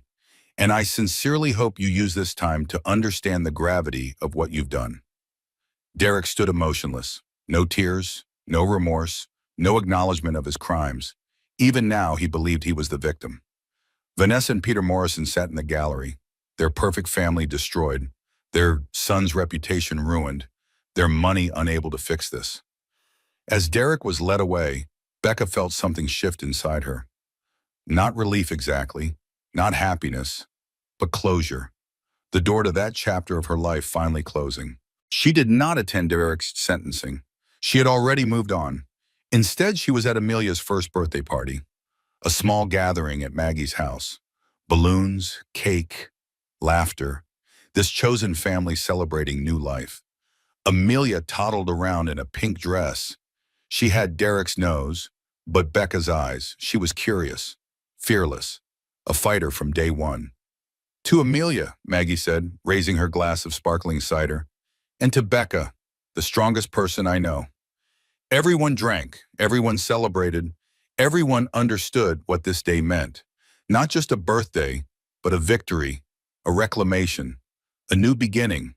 That evening, after everyone left, Becca sat in the rocking chair with Amelia. Her daughter's head rested on her chest, listening to the heartbeat that had stopped.